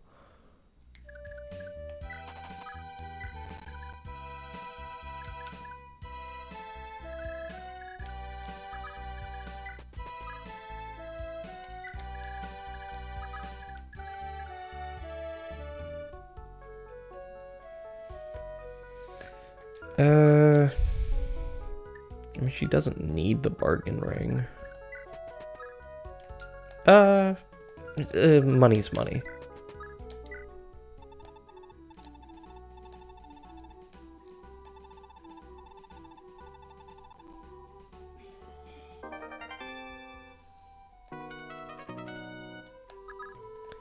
There it is. Anyways, Nisha.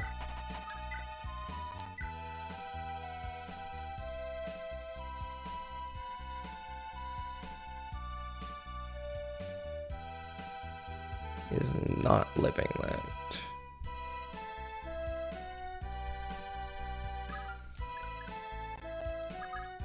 Finn.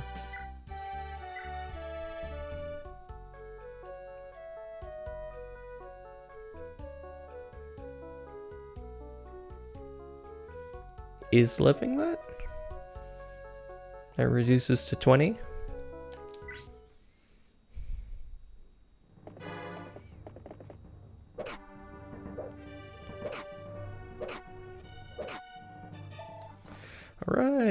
All right.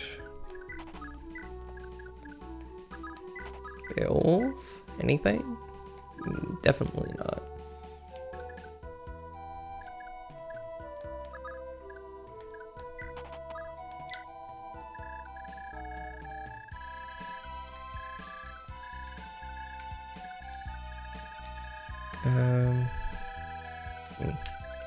Want a Dane to go north. I'd like for her to get to Ethlin so she can get warped away, whisked away, if you will.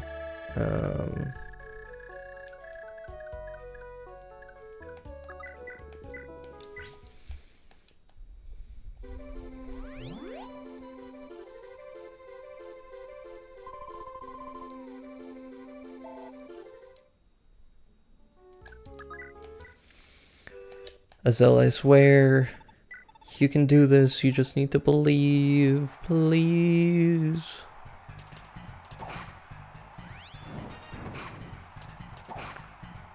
Just one dodge, that's all you need. One dodge, one hit, it's not that complicated. That's not what I wanted.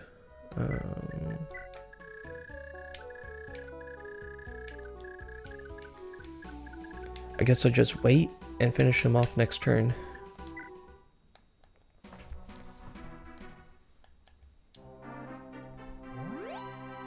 Gets him back to 27.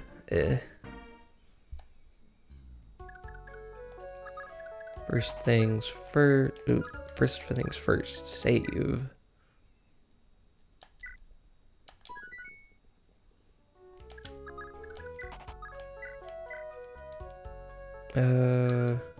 Defense ring.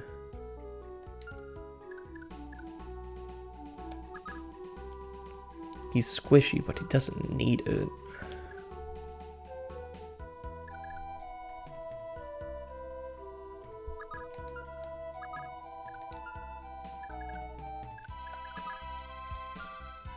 $21 defense is not necessary, but he can get some good XP if he hits.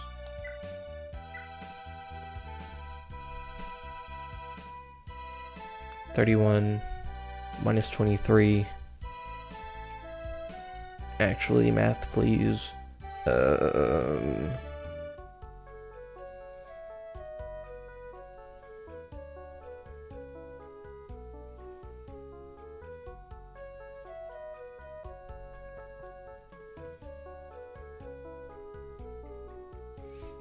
Yeah, definitely won't kill. What am I thinking?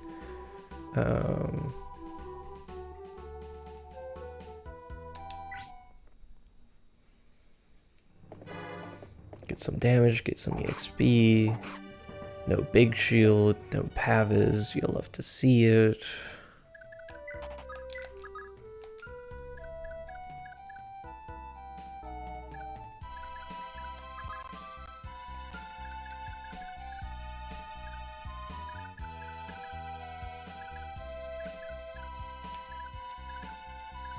Do we just give it to Finn?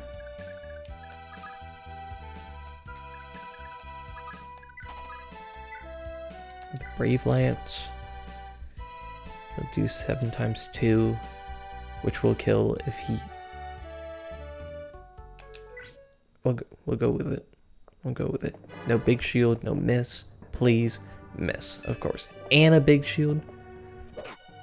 Wow, whoa. RNG's on my side. It deceived, but then it gave.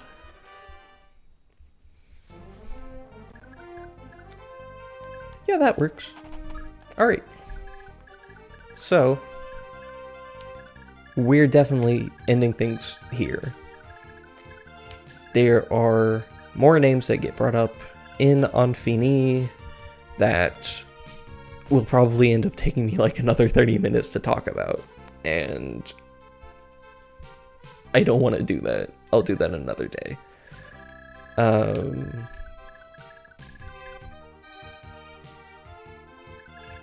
I'll probably do a few things off stream. Just like healing people up, getting the people where they'll want to be. Maybe,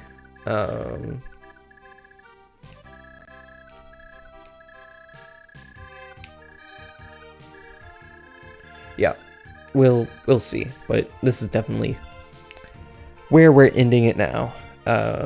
Thank you so much for watching. This is one of the longest streams we've done, but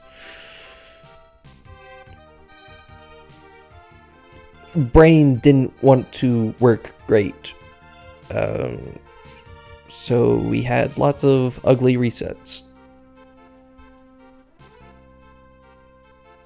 But it's fine, we're here, and I don't know what I'm trying to say, other than thank you, and I'll see you hopefully next Saturday.